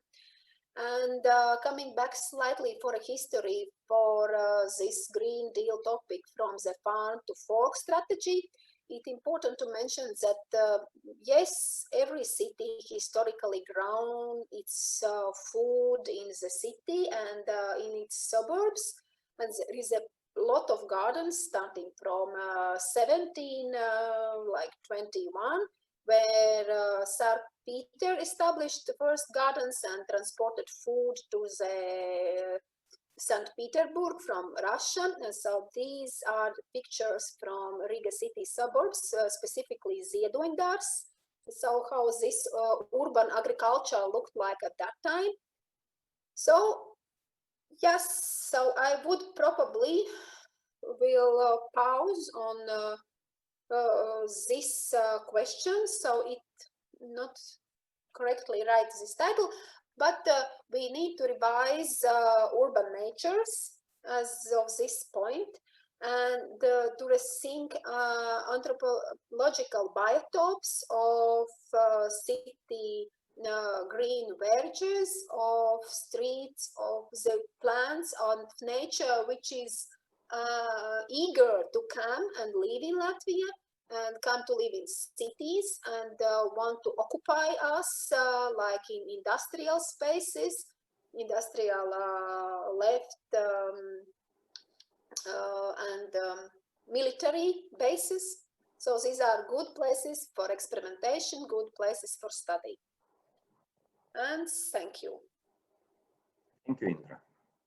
We had a question from audience about sharing the presentation, so we will definitely put them on the drive and people can see them later. So is somebody willing to ask Indra in live, if you wish? I'd just like to comment briefly. Yes, please. Share video.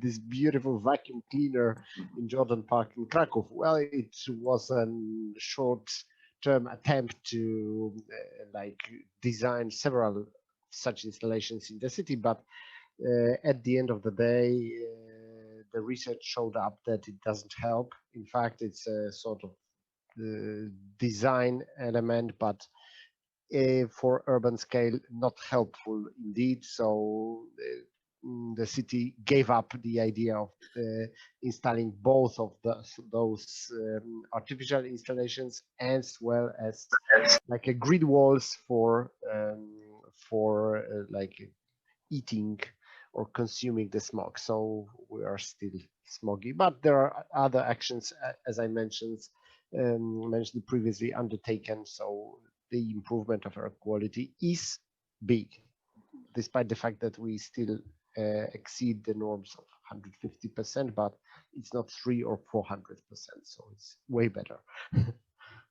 So thank you for this comment. So now I'm a feedback. Our designers are inventing now the vehicles that are cleaning the air, not polluting, but cleaning. So we will see what happens in future. But you know, to comment again, like 20 years ago, when the Saab manufacturer was still living, it was told that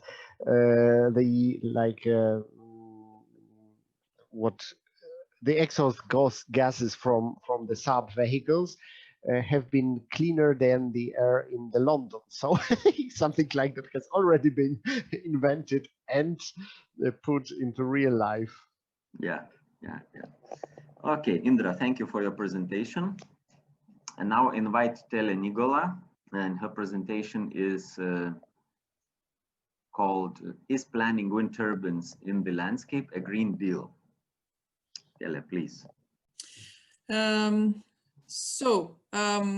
I'm not a scientist. I'm a practitioner, and at the moment in Estonia we have this situation that we have had this reform in our structure of counties, structure of the local governments. They have new borders, they have new areas, and all those new local governments need strategical planning. So I'm very much involved at the moment in 10 different local governments and consulting them to help with this strategical planning level, the general planning as we call it here.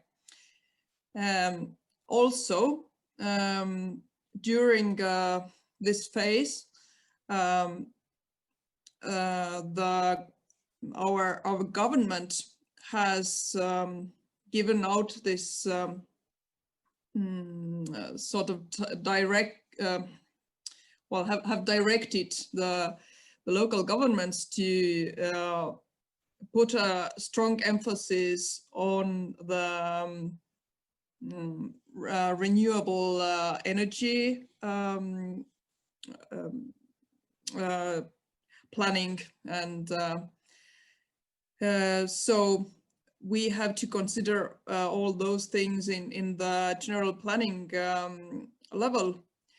So we have to consider a lot of different aspects, and quite often we are asking ourselves, and we are asking the working groups, should we plan those, for example, those wind turbines? Is it really a Green Deal? Or is it actually destructive for our nature, for the areas that are protected by Natura 2000 and so on? So I would like to introduce you those discussions, those hesitations and questions and problems. I'm not giving out a lot of solutions, but more like introducing what we are facing here in Estonia concerning the green movement, or going towards the neutrality. So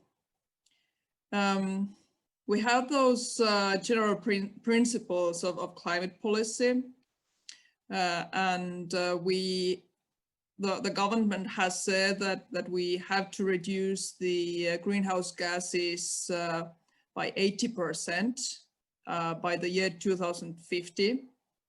So here on the picture you can see that in 2002 Estonia built the first wind farm. It's still working.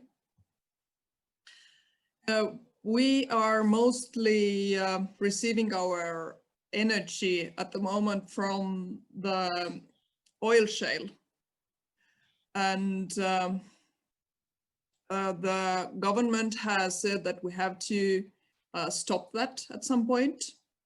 So we have this sort of transition period at the moment. And here you can see that, for example, by the end of 2027, we need to get to the 65%, which is really high percentage for us. So we have to deal with this question if we want to meet the agreement with also with the European Union. Our ministers have agreed that we are going to have a special law, a climate law. So this climate law will say that we must achieve the climate neutrality by 2050. So we have pretty much 30 years to get to there. So now what we can do as a planning consulting person, as a landscape architect, I am trying to find the suitable ways together with local governments, but we also have discussions with the ministries, with the environmental ministry and with the financial and economical ministry, because they are the main keys how we can find this agreement. So this level of general planning is the tool how we are trying to do it at the moment. In Estonia, we have this sort of approach that we have a list of objects that have significant spatial impact. It can be large store even, or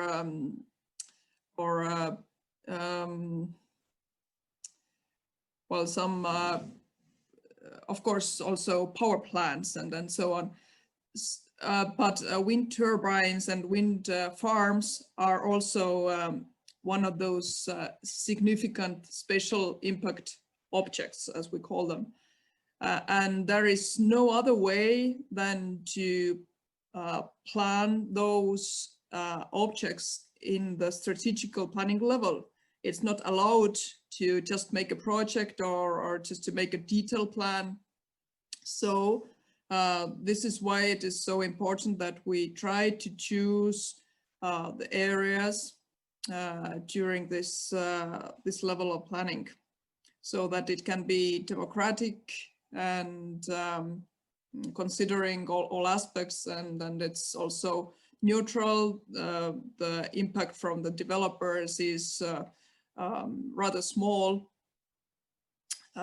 Yeah, so I'm concentrating on one case, which is the local government of TEELE. It's situated in the middle of Estonia. And we have been trying to find how to specify the site or the area where it is possible to further develop the wind farms. So here you can see on this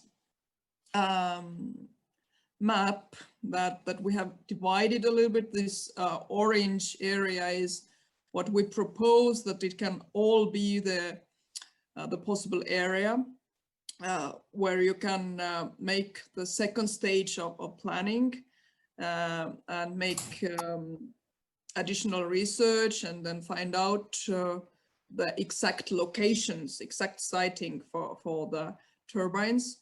But basically or principally, this is the area which you can work with.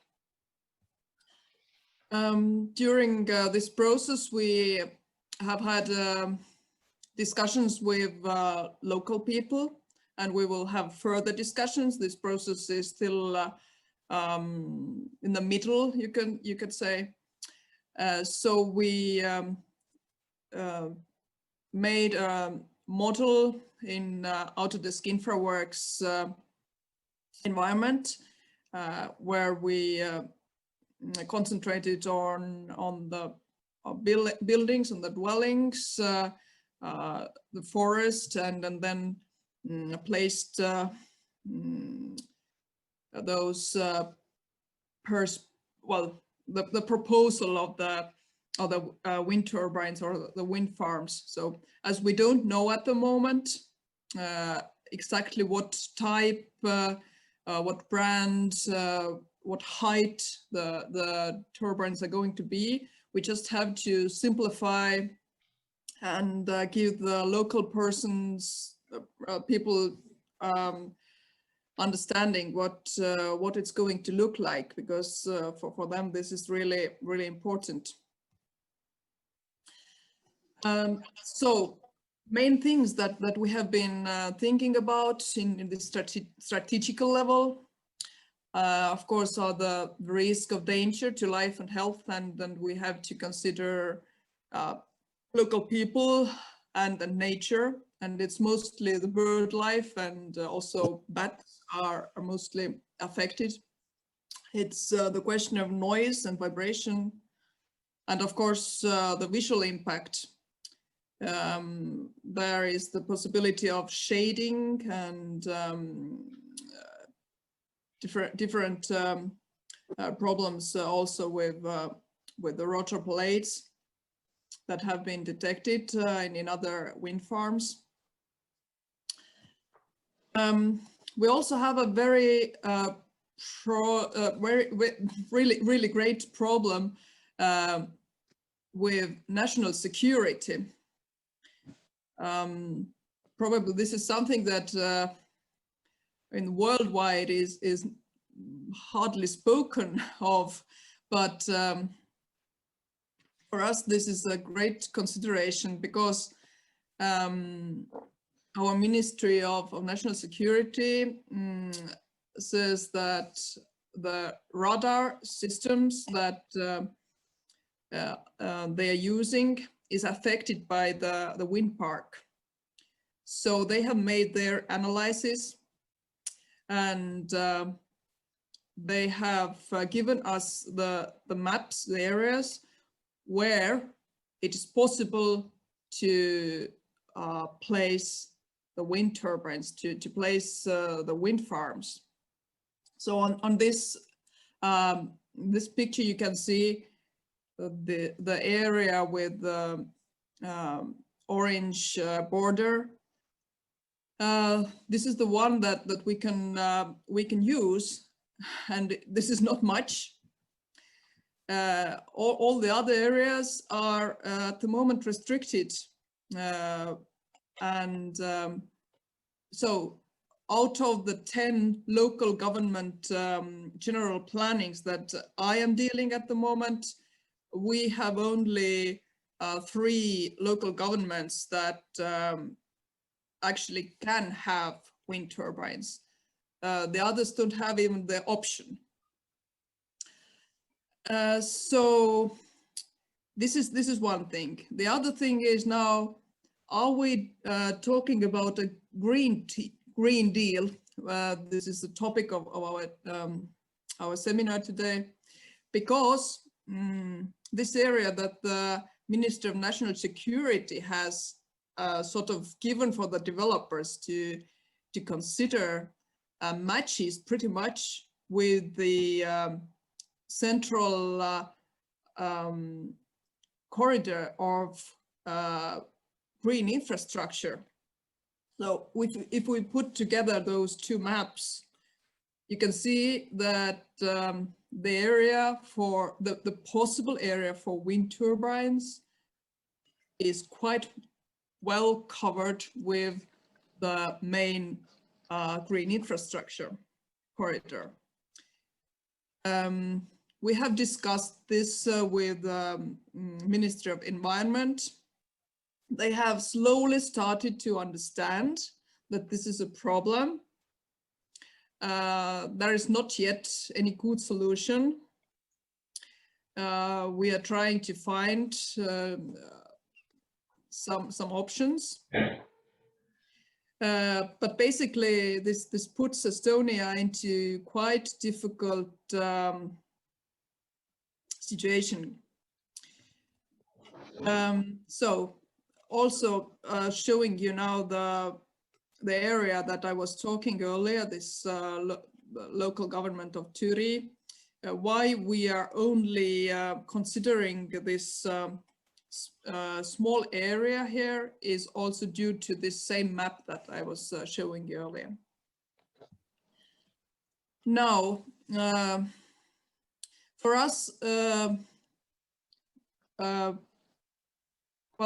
the main thing when we are going to talk with local people is the concerns of their well-being, their health, and we have proposed at the moment that larger villages, towns should be at least 2 kilometers from the wind farms.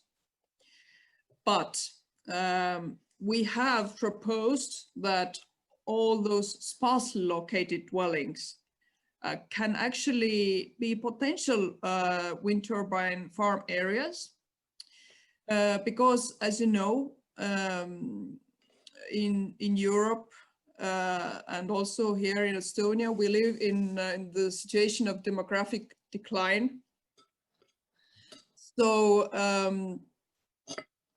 quite a lot of dwellings have been abandoned in the countryside, or they might be abandoned in 10 years or so. And in this strategical planning level, it's important that we don't take away those dwelling areas and give the possibility for further development. We have studied, of course, the noise reduction and found out that the higher the tower, the less the noise. So this is something to work with. Also, there are aspects that can sort of reduce the impact.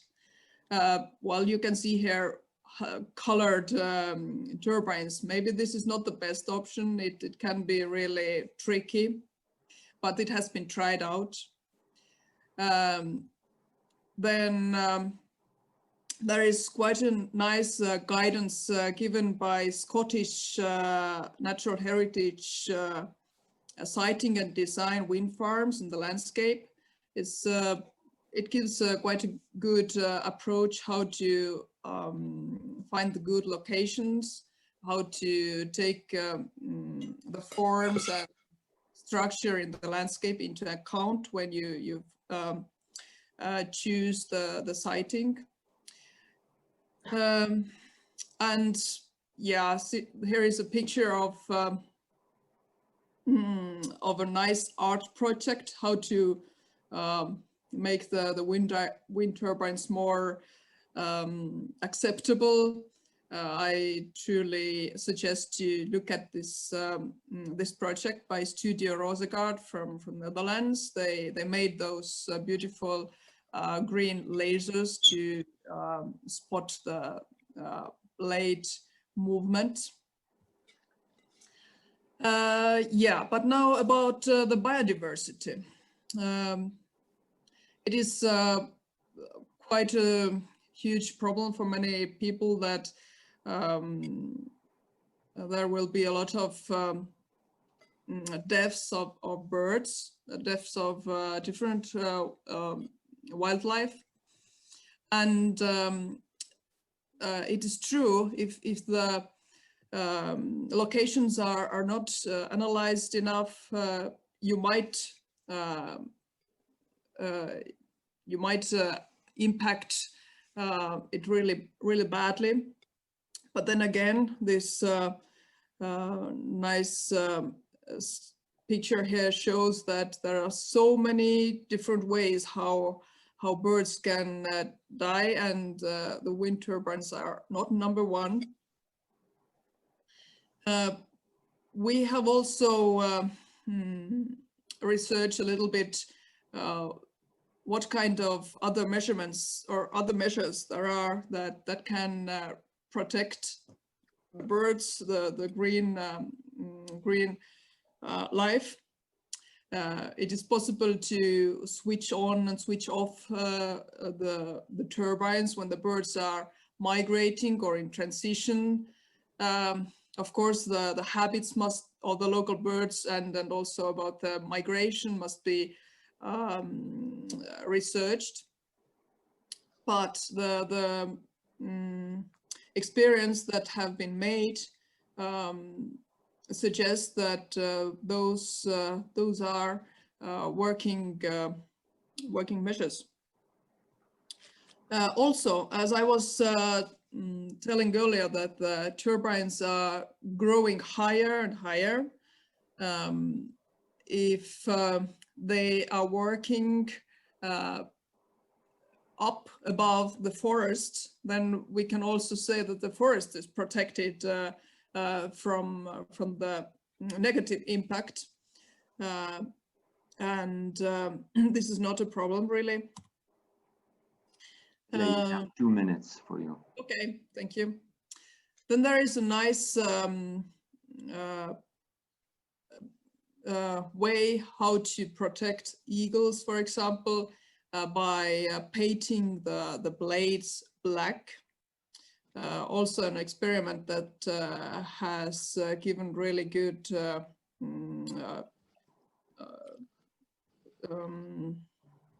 outcome. 70% of the birds' deaths was reduced. And it is also spoken that the wind turbines are using rare earth elements, and this is not a Green Deal in this way. Though I understand that the new technologies can do without earth elements, and this is also something to propagate. For the local community, our government has is going to work out special legislation so that the communities can benefit and get compensated by the developers. So we really hope that that kind of special law will make it much easier for the developers also to introduce the project, because the citizen participation and the citizen ownership is something that really can help. Otherwise, it can get quite difficult and quite impossible to make the wind farms. Here is the example. We had a few weeks ago a village where 1,100 people signed a petition against the wind farm. Then there was, it's really difficult case. The main developer was trying to construct a park, and then somehow someone found out that there is a black stork nearby, which was not known earlier. So this development is going to be blocked or reduced. I read, I think yesterday, that our energy company is taking the investments out of Estonia. They are going to Poland, other Baltic countries, and even to Finland. So all those countries that we have gathered here to make the investments, because they are in the need of developing this area. So you should all be ready to take Estonian investment money and make a Green Deal.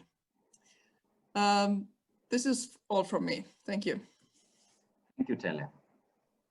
Very interesting presentation. We have some questions and some reactions. There's a reaction to our previous discussion about the cars that are cleaning the air. So Diana is writing that it's a paradox. They pollute to create the cleaning cars that would clean the air. And then we have a question to you. Aya is asking, thank you, Tele, for your presentation. I have a questions about wind turbines. How much does a wind turbine cost? How strong does the wind have to be so that wind turbine works and is effective? Can you answer this? Yeah, okay. I don't know about the cost of wind turbines. And I think they differ really a lot. But about the wind, basically it's 8 meters per second. So that is counted to be one of the best wind, well, the strength of the wind for the wind turbine to work. Yeah, there is, for example, if the wind is too hard, they stop them. Also, one measure is that when the wind is really slow, you should stop the blades because it's dangerous for the bat life. So 8 meters per second. Okay. Jurate has a question. Thank you, Tele. It's really interesting. Have you considered the possible sizes of visual influence zones in proposing different design solutions of wind turbines? And what do you think, what visual features are the most important for the improvement of the design? We have not worked so much with the design at the moment because at the strategic level, we really don't know the brands. So this is something for the further development. Okay, thank you. There is one more question coming from Anna Belova, and she's asking, thank you, Tele. I have one question about the placement of wind turbines. I know that now some wind turbine parks are put or planned to put further from the coast into the sea. Does these national security restrictions affect the location of these wind turbines too? Yes, that's true. So there is only small areas where the turbines are allowed, but those plannings that have been made, some of them are going to work and then can have further development. But then one of the offshore wind turbine plannings that we had in past years has been a court case, and it didn't go well. So we have a lot of problems with them, with the wind turbines here. I see. Good. Thank you, Tele. Yeah, welcome. So now we go to the last presentation, and also very interesting presentation by Anna LEVONMAA from Tampere.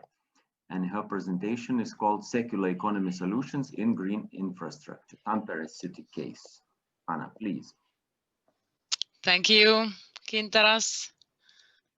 It's been really interesting afternoon. Thank you everybody for your in-depth presentations.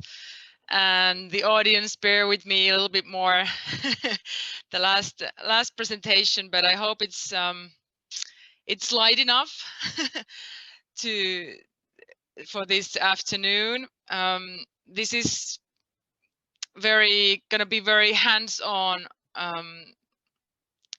presentation as well, about circular economy and solutions in green infrastructure and what we are doing in Tampere at the moment. What I have basically on my office table, and yeah, let's go it. I work for the city as a landscape architect, and I'm responsible of the detail, like urban planning process, but detailed planning process, what it is in Finland, in the center area and in the Hiedaranta new development area. And in these areas, I'm in charge of the green areas and the public spaces, and also involved in the urban planning projects as well as in the design projects following the urban plans. So this is what we're going to go through today. What's going on in Tampere? I'm really glad that we already went through all these different terms like green infrastructure and a little bit of circular economy was there as well. We had all these trendy words, also nature-based solutions, ecosystem services, and so on. Basically, all things getting new terms. But this was a nice path this afternoon to this last presentation, as we heard many definitions and a little bit of background for these terms as well. So we're going to see what's going on in Tampere in general, what we are doing for circular economy, what kind of projects we have, what we do in our regular green infrastructure projects, how we reuse materials and recycle nature, so to say. And then the emphasis is going to be in few pilots that we are developing now in Hiedaranta, new development area. So we have now in the city of Tampere, we have this Sustainable Tampere 2030 program, and it's a wide program with roadmaps, but this developing circular economy as part of this program is in the roadmap as well. And related to this big program, we have several circular economy surveys and projects, and really wide approach to circular economy. But well, now we are focusing in this presentation more what we, as in our department where I work, the green areas and stormwater management, where we focus on developing of the circular economy in designing, construction and maintenance of the green areas and green structures as well in streets and plazas. One of the projects that is under this Sustainable Tampere program is Kieppi project, which is a shortened version of this Kiertotalous circular economy. And it's a project that develops sustainable, the aim is to develop sustainable neighborhoods. It's in 3 different cities, and Tampere is the kind of the project manager city in this project. And it's kind of looking for partnership models and new business opportunities in these new areas, especially based on circular and sharing economies. This project develops and brings together new circular economy solutions that support the development of these neighborhoods. And our neighborhood is Hiedaranta, which I've talked about maybe some other seminars, maybe you remember. It's this innovative and sustainable center in the western part of Tampere. And it's based on public transportation and new tram line coming to Hiedaranta. And it's going to be a big area with 20,000 inhabitants and 10 jobs. It's by the Näsijärvi lake.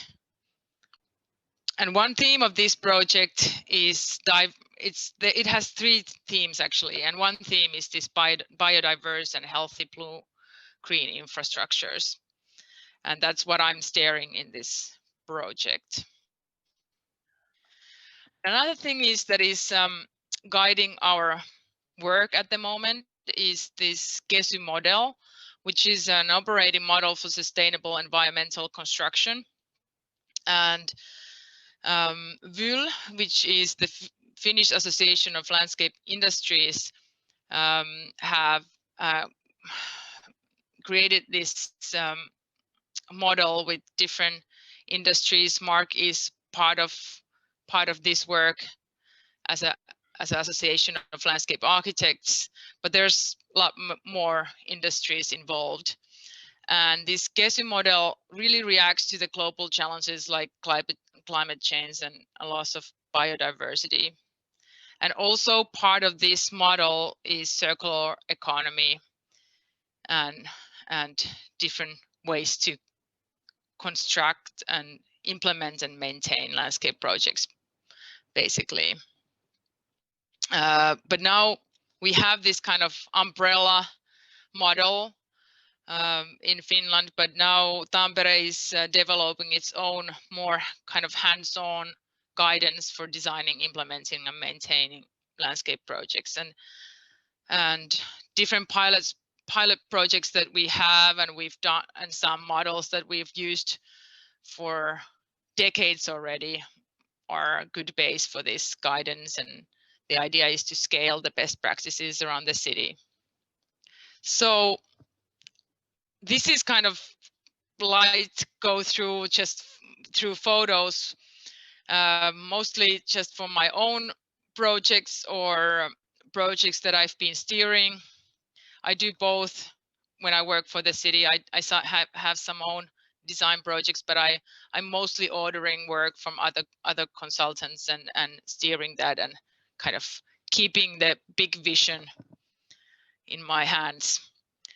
But this is what we have done for decades, but now we kind of more going in depth into this, like how to recycle soils in that place in different projects, not and have the soil balance also, not take some soils away and bring back others, how to recycle granite stones from another project to another or in place, how to use already used gravel, crushed stone and crushed concrete, for example. These are some things that we're also working on in our legislation that we are able to use in these reused materials in different ways.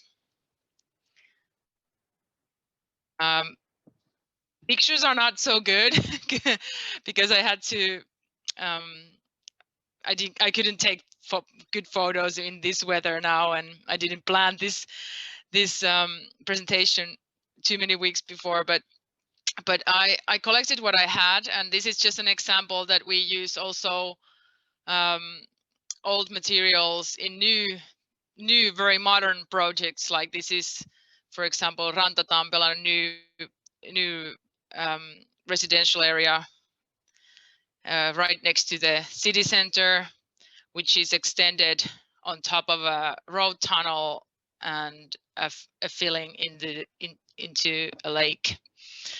But what we have learned also, as you can see, these cobblestones are quite uneven, that after this project we actually have decided not to use these stones from old street projects because it's not very accessible. So not using it in our pathways, but we can use it in another way. Where, like for example, this is from the same Ranta Tampela area that when we use these old stones in the pathways, we actually had to construct this another time or one more time to make it more even and more accessible as well.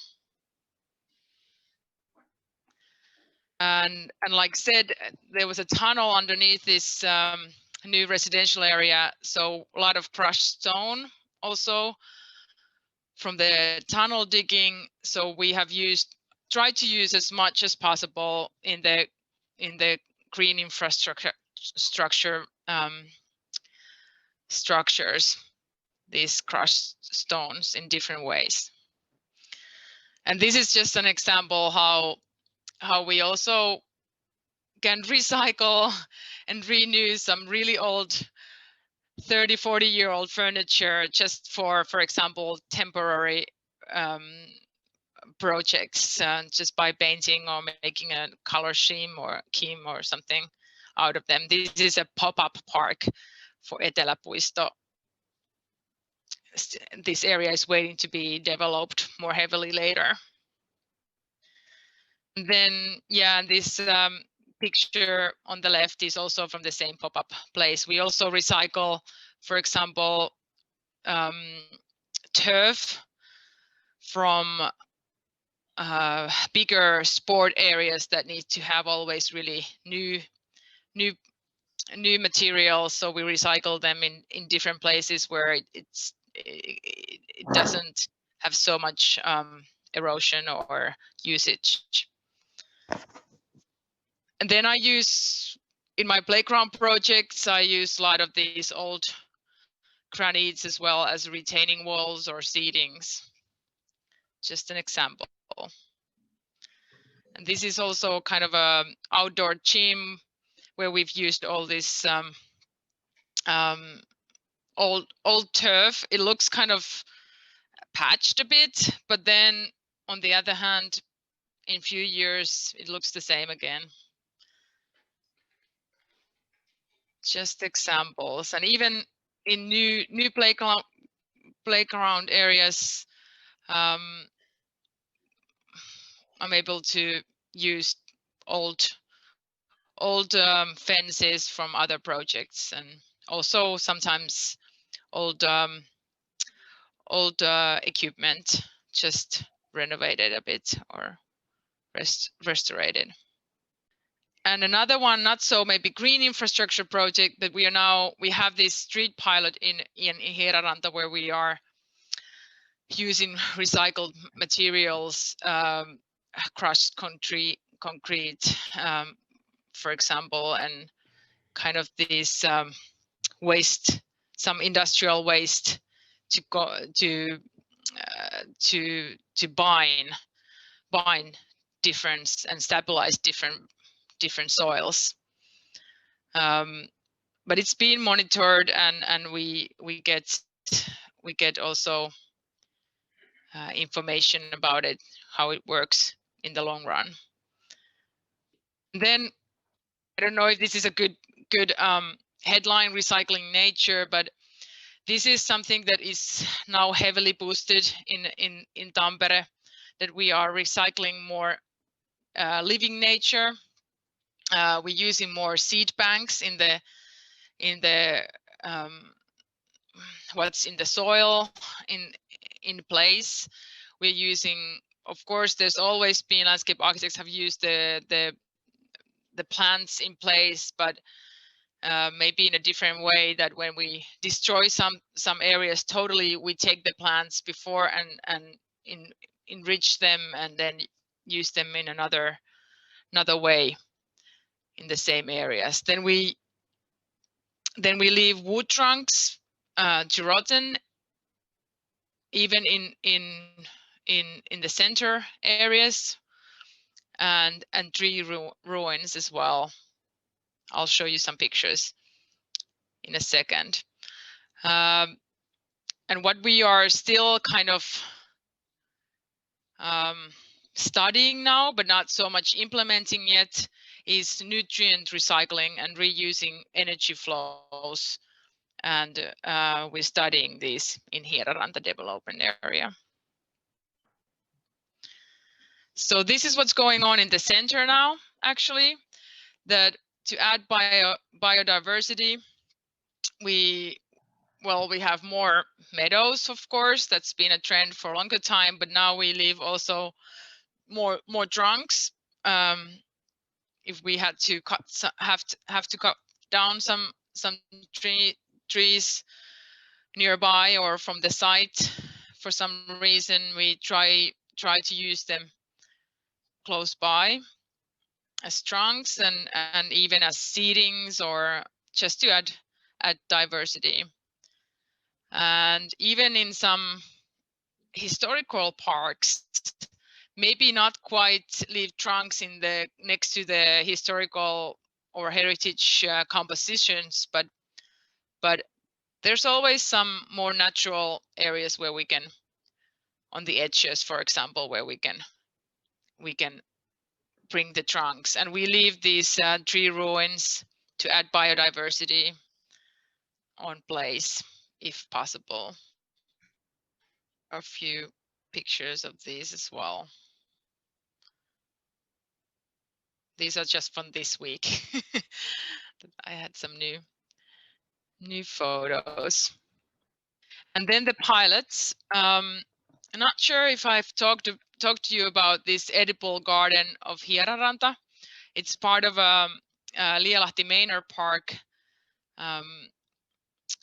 But now I actually have I might have shown you sometimes this plan as part of Hieraranta development, but now I have pictures of it ready as well.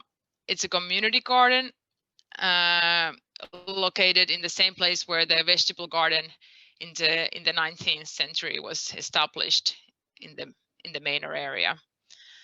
And it's based on people's activity, and there's a lot of social aspects on it, but now I'm focusing more about how we have used this Kesu model and as a base to construct it. And it has also this a part of it, this south part of it is a greenhouse area for cultivation, and it has 8 totally unique greenhouses to create this kind of illuminated spatial artwork called Hieraranta Light Jewel. And then it has vegetable gardens, orchid, and a kind of a square where people can meet, and we have some events related to this gardening. It's this square used to be a gardener's house spot. There's even some how do you call it, the base rocks of the house left that we've used on the site. So this is how it looks like. It's this Hieraranta is old industrial area, and we have several, and the manor area is next to it. It has the industrial area has grown from the manor slowly, and we are leaving most of the old buildings on site and developing the new city around the old industrial buildings. And about the edible garden, so we have lots of meadows that have been developed of well, here's some annual species as well, but we are also developing meadows from the local species. And for example, all the gravels and soils have been used by have been recycled from somewhere else close by, or the wood chips, for example, made on the site from the trees that were removed from here, as well as the furniture. Everything's recycled from the site, as well as these old base rocks of the gardener's house. Actually, I don't know what this is called in English, but we even made the kind of edges or fences for bugs and different animals from the young trees and branches of the site that we needed to remove. This was an old vegetable garden, but it was partly overgrown as well, so we had to remove a lot of vegetation before starting to construct this. And yeah, we also left some of the like most valuable trunks, I would say, of oaks and maples, for example, we left on the side as trunks to add biodiversity. Also, the greenhouses are made of recycled materials and decorated by designers. And another pilot that is kind of still on the process now is this, I'm very proud of this, that's why I also, one of the reasons I wanted to present this topic to you is this enrichment meadow, that we're trying to do something new here in Hietaranta, and this is a good example of that. It's a joint collaboration with the city and actors working on ecological restoration, but it's not ecological restoration in its traditional meaning. The idea is to restore and nurture rare and endangered plant species found in the Hietaranta area by establishing this meadow and enrichment of local plant species. We have a really kind of an activist organization called VILNIUS, the Wild Zone, doing the actual work here, establishing the meadow and collecting seeds and doing the enrichment process. This is part of the Kieppi project, and we are focusing on the, of course, endangered species in general, but especially the species that are locally rare, or because this is kind of a ruderat area, so there's a lot of species also that are really there because of this special cultural history of the place. And the idea is that this is kind of a wider change in the way we operate when developing new neighborhoods, because nowadays we often, there's the original vegetation and we save some, and we are often able to save what we get from the kind of traditional nature service. These are the endangered species, and this is what we save, and this is what we kind of destroy. But then we see that in the future, the biodiversity is preserved, for example, this way, that before we start the construction work of blocks and roads and streets and so on, the seeds of the local and rare plants are collected and then nurtured and in this enrichment meadow during the construction work for several years.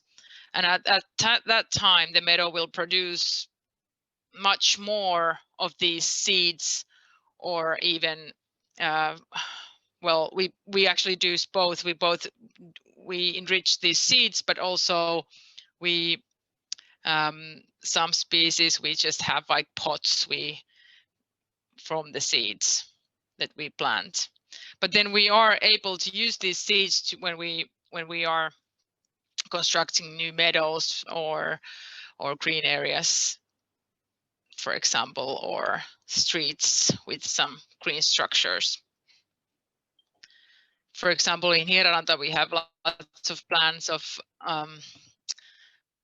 by the tram line. The tram line edges are going to be also meadows, and there's going to be some some kind of big meadow areas in some how do you say, well, on top of field areas.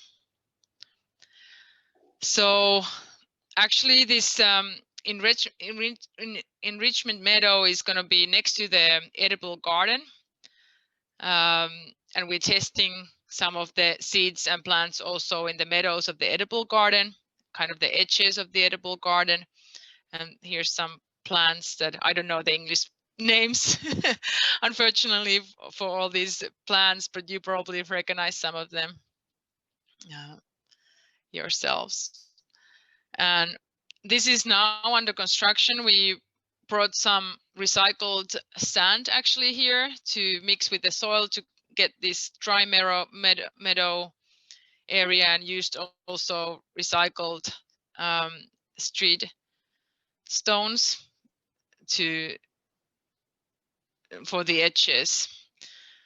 And this is where we're gonna plant it. At the moment, most of the seeds and plants are here in these boxes that we started this summer already, but this is the next step to have this enrichment meadow. And here's some pictures of it.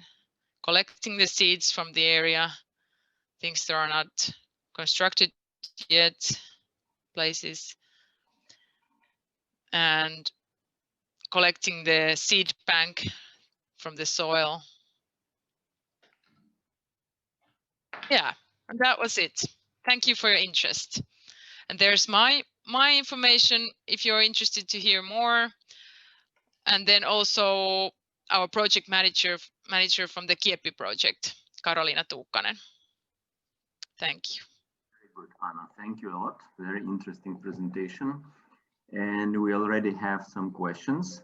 Mantas is asking, are vegetables used by local communities, or where do they end up? From the edible garden. Yeah. Actually, there's actually just private people, but it's running. We have an agreement with this gardening association that is kind of coordinating events there, but then you can come to those events and garden with the instructor and get vegetables to bring it home, or then you can have, for example, these boxes for your own private gardening. I have one question from myself. Yeah. You showed a lot of reused elements from the environment, like pavements, curbs, and other things. Is there really an economical benefit, or it's more like a green policy? Well, there's economical. Maybe I didn't really have a good start because I was supposed to tell about the benefits about the circular economy, but yeah, of course we're saving the resources, and you can argue about lowering the CO2 and so on, but we're also increasing biodiversity, but especially with the stones and the soils, we are definitely saving money as well. But sometimes I must say that not always the constructors are excited when you're using, like, for example, old fences and they need to adjust more. It's not as easy as just to order from the factory some new things, or old stones are handmade, so they're not so strict measures and so on, but it's good to challenge them as well a bit. Probably when we talk about economical benefits, we should tell in which time range we are talking about. In short range, it might be not extremely economically beneficial, but in a longer range, the picture might be completely different. Yes, that's true, but also it depends how long we have to storage things, or if there's a project that there's going to be some leftovers, for example, and you can use it the next site next to it, then there's also not so many, for example, transferring costs in the materials, but of course the work itself, installing, for example, stones is very expensive in Finland, but then the materials are not also expensive, so I would also consider that. Often it's still cheaper that way, and gets a little bit of kind of character often to this new modern projects as well, to have something old there. You have lots of good stone and good rock in Finland. Yes. I remember once walking with my colleagues in the middle of Helsinki, where the rocks are popping out of land, and I just noticed that it's very good for construction, because you don't need fundaments. You can start directly building on the rock. Yes.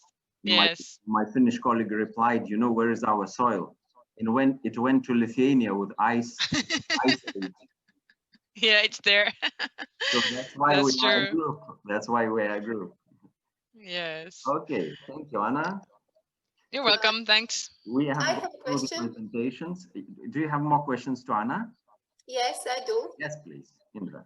Anna, are you from Tampere in Finland or Sweden? Do you network somehow on these circularity issues? And yeah, you mentioned in Finnish, in this Finnish landscape associations, how you call it? Yes, so maybe we mean our National Association of Landscape Industries. Yes, we collaborate between the different fields or professions a lot and associations, but then maybe not so much with different countries, if you meant that, but like for example, this Kieppi project, we really share experiences between Espoo, Turku, and Tampere, all kind of a similar size cities, and it's a project with all the 3 cities involved. So it means that these 3 cities are a part of kind of this movement. Yes, but we're all doing a little bit different things, but learning from each other. Not now. We still have discussion ahead. So let me just say now to all participants that I have placed on a chat the link to the questionnaire, and please go there and put your answers, because it is important for us to know your opinion about what we are doing here. And now we have some time for discussion. I have heard your presentations today. It was on urban interaction, on green infrastructure, Green Deal, wind turbines, and sustainable maintenance. And to me, this topic seemed quite widespread and not connected, but eventually I see that they are well connected. And I have, at the beginning, I have one question for you. What is the core obstacle to overcome that these aspects that you have raised go into the God's ear, as we say, that they go into implementation? What do you think? Is it number or qualification of landscape architects? Is it lack of evidence-based research? Is it lack of money or something else? I can start answer this question. I was also showing this timeline that we have these experiences. Also, circularity, it's a good way of doing, how it's in English, be a good owner of your property. So you do this in that way. But what I feel like from a Latvian perspective, because of this different change of regimes, we are, the first obstacle is we are neglecting our achievements of previous periods. So after this, the first independence in 1819, we neglected everything what was achieved in German times. And this opposition and neglection step by step follow later, as neglecting bourgeoisistic achievements in independent period. then neglecting Soviet achievements. So we don't have this line of past dependency of ideas and implementations. And also, I would say that another obstacle is wealthy.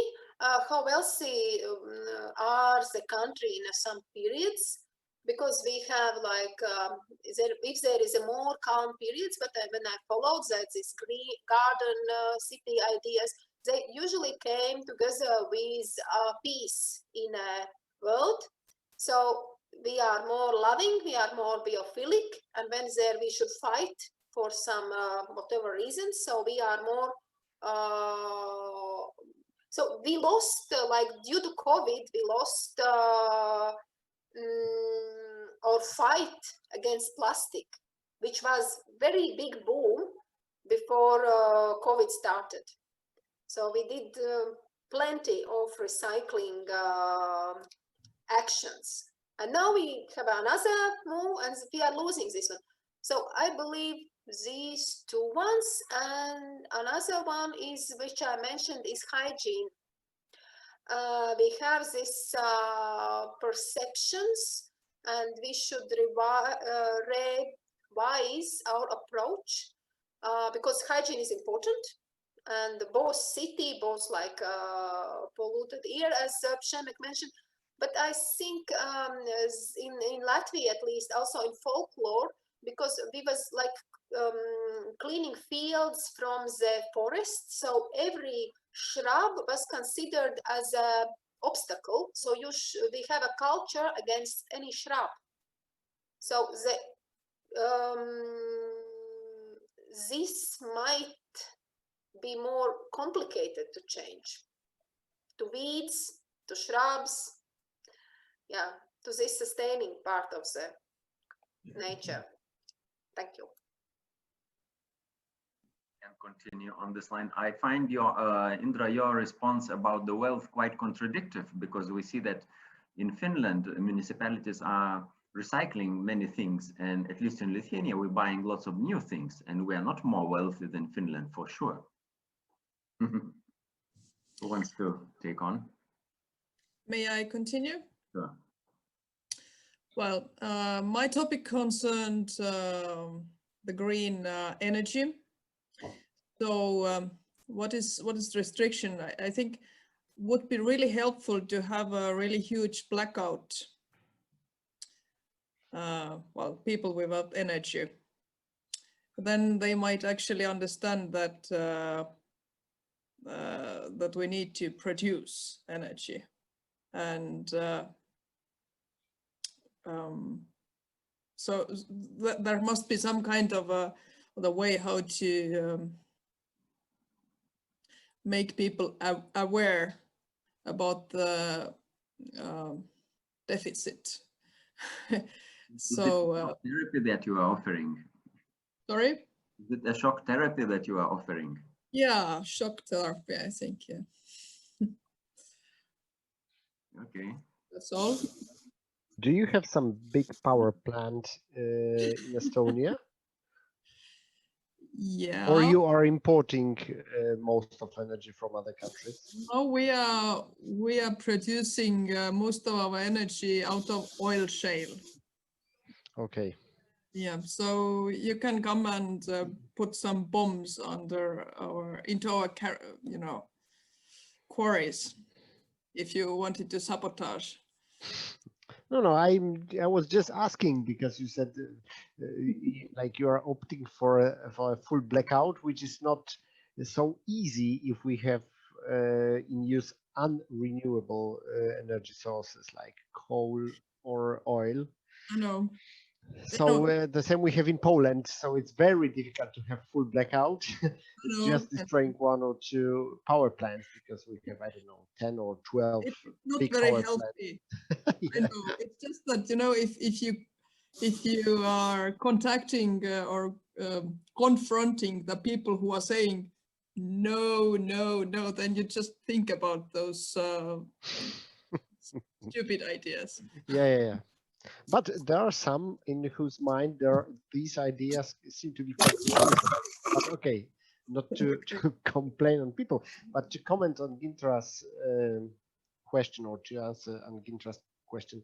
What are the obstacles? In my opinion, the problem is that we are still working in some like actions. What Indra just mentioned, that yesterday we were recycling, today we are planting biodiversity meadows, tomorrow we will take care of the smog, but there's no like timeline ahead. We look at the timeline behind us, but there's no like organized plan. There are enough skilled people in landscape architecture profession and other professions that could help for this sustainable development. But I think that like a lack of maybe political, not will, but proper guiding of law of politicians makes this whole process so troubling. The fact is that we realized very recently that the issue of climate change and sustainability is the vital case in our life. So it will take several more years to like establish some plans, some guidelines for really sustainable development in the future. The same is about discussion about with this discussion about electrical cars. Sounds brilliant, but where do we produce this energy to run those cars? So in my opinion, it's not the answer for the future. So it's another like immediate action to find a solution, but it doesn't work, I suppose. I like your view, Przemek. I also feel that this line is missing. We have something doing and stopping, doing and stopping. Like and what was, because there was plenty of works done in different fields. Okay, there are some innovations, but still in landscape, no. So we can't say there is like groundbreaking innovations. But you know, once I made a deeper research, what were people thinking about, how to say, sustainable land management in historical times? And I reviewed like Renaissance horticultural or agricultural books, and I've read them quite thoroughly and realized that also in 15th and 16th century, people realized already that some resource has to be sustainably exploited, but it did not result in those 500 years in really sustainable shaping. So we are still talking that yes, we have to, but we are still like eating this all those resources. Of course, the perspective of 15th or 16th century was completely different in Europe or worldwide, but we have not learned any lesson from these historical documents. Yes, I would join also because I adore lines, and I liked very much Indra Pursvat presented. It's called the Soviet time period very clearly, and I remember thought about ideas where maybe I didn't show very well, but approximately 50 years or less more, it gives for landscape, for plants, real like splendid life. And from Soviet time, we have bad infrastructure, something destroyed, but plants, green spaces in this green spaces of this streets or courtyards, we have in very good condition, and in like big force, and respect for for previous period or from previous values. It's not ideological values, but what we get is very important. Ideological, we get, but on the side, and we'll look for of that. Of course, new and respect for not exactly heritage. It could be heritage, but it could be just something from the past, important, and to add new. And another thing, what also to answer to Gintaras, maybe it's Ryan's saying it's important to have clever or educated ruler or government, if you want. It depends a lot of local government, of how we understand this common understanding, what I try to show also in my research. What is if we as landscape architects, we understand, but we have new some ideas, but we have to find this common language, common understanding with another actors or participants in this project, but process. I find Vaiva's comment probably related to the new political period in Lithuania, because now we have new government. They started last week. New is not. So maybe now we have, you know, we are always living with a hope. Maybe we now have government which will take care of maybe it will sound, but in Vilnius, in city municipality, we have a new like New Deal, Green Deal and Green Politic, and we feel very quickly how it goes realize all ideas what I am working in my job 15 years. I try to explain to achieve something, but it was very complicated. And now when this pyramid from top we've started to understand, and it became much easier, and we have now to be clever, to present clever solutions, but green light now. Okay, so I have one more question. We are now in the final phase of our seminar. What do you think, how and if the cooperation of Baltic Sea region landscape architects might help to accelerate these processes? My first answer, by good examples. Also, when I listened to our presentation, I thought about mine and finished by Anna LEVONMAA. It was examples how we try to say theoretically, and Finland do something new, Estonian do. We have our experience, and the sharing of experience, good examples from each country, and in Latvia, Poland, and every country have something special to show and to share, and it's the most important thing. But may I say something? Yes, Shamek, please.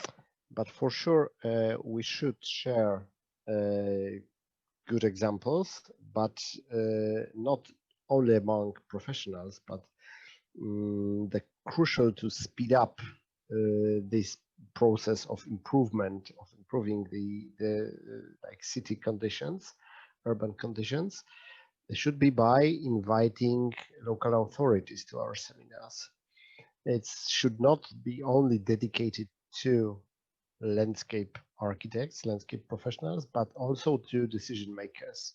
And it's even more important, in my opinion, because we may do the best projects ever, but if no one is listening, is observing how such a good projects can improve on the landscape, what impact they have on landscape, then our work is just enjoying our company and like saying, oh, how beautiful and how perfect I am.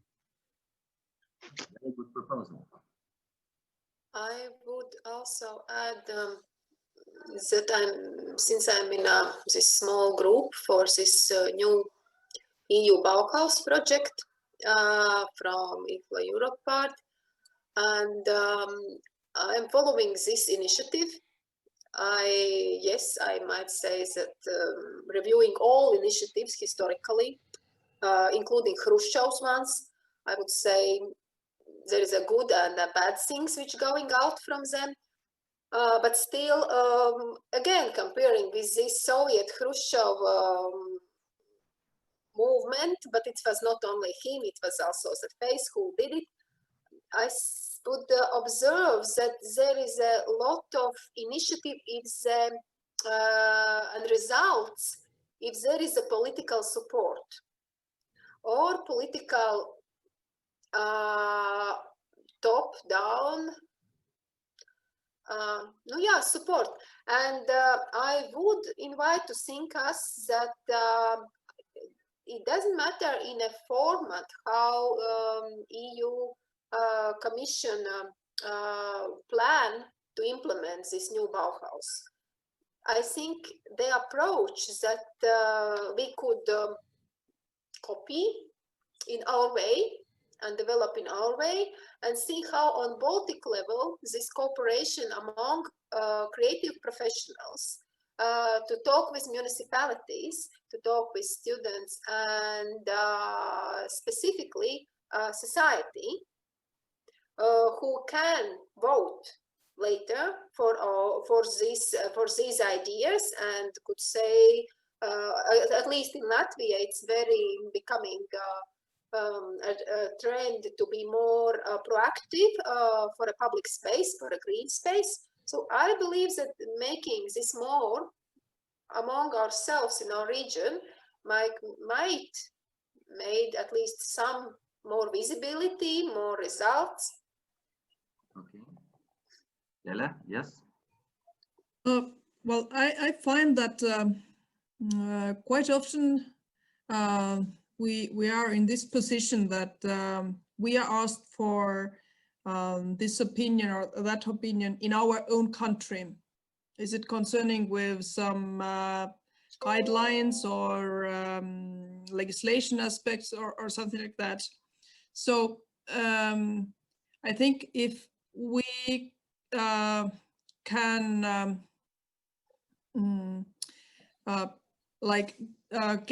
give out the information with saying that well, our neighbors Latvians or our neighbors Lithuanians, Poland people, Finnish people, they also do things like this.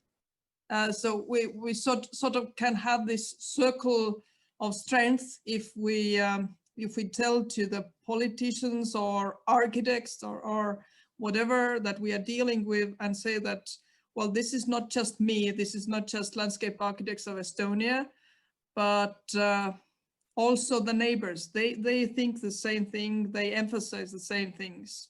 So I think this is the strength that we can have from this cooperation. Thank you, good ideas. Anna, would you like to add something? But yeah, I agree with TEELE that this is really a strength, and I have to say that, well, I answered INDRA before that we're not really looking what people are doing outside, but we are actually, we are, and I've used this, for example, this example that TEELE gave. I've used it with our within our organization, that when I visited Oslo, I found out that they have a lot of totally carbon neutral construction sites, for example. So I've used that a lot in Finland and in our organization. So this really helps to have the discussion moving on. Thank you. So I was making some notes, and I think you were giving very good ideas that cooperation could bring us benefits by looking on good examples in different places, then inviting local authorities, then getting some political support, but I hope we will not turn into one more green party finally, and then encouraging cooperation between creative professionals and sharing the expertise from different regions. These all are very good points. So I have now a question to our audience. Does anyone has some questions? Would you like to ask or discuss something? You can also talk now directly, not just necessarily writing it in chat. Mantas, I see you are connected. Would you like to say something? I would like to say that it was nice speeches. It was so very interesting to hear you, to see you all around. And thank you, Gintaras, for organizing this event. And just saying thank you and have a nice Christmas and New Year. Very good. Thank you, Mantas. We have Salma listening for us, and she is responsible for similar questions like IFLA. And she was giving some questions. Maybe we can share our experience with other regions. So let's see how it goes. And of course, we will be an open group, and we can really invite everybody to participate. Maybe we will make our advertisement and our information spread campaigns more active and more early, I would say, that more people would have the opportunity to join. So I would like to thank you all. I would like to thank you, Gintaras, for inviting me. Salma, it was really very, very interesting. I want to thank one by one all the presenters and you as an organizer. And I hope this great initiative will make it more global in order for more and more people to be always up to date about everything and be aware about all the innovations and use them in their local communities and national associations. Thank you, and again, and I'm looking forward for the next one. Yes, thank you all. Thank you for your words. You know, we are trained to act locally but think globally, so exactly that's how we do things. Yes, exactly. Yeah, we have more thanks from the participants, and thank you the presenters. Your presentations were very interesting, and they all complement to the general idea, which was today a sort of asking a question: is the Green Deal always a Green Deal? So we see that we really need professionals who can make things work and make it green. So, we will discuss further on our next events, and we will make a schedule for 2021. And I wish all the best to our audience. So thank you all. Please follow our invitations, and we will offer interesting and topical aspects and speakers who are really ready to contribute interesting material for the benefit of you all and for our landscapes. Thank you. Thank you, Gintaras. Bye-bye. Bye-bye.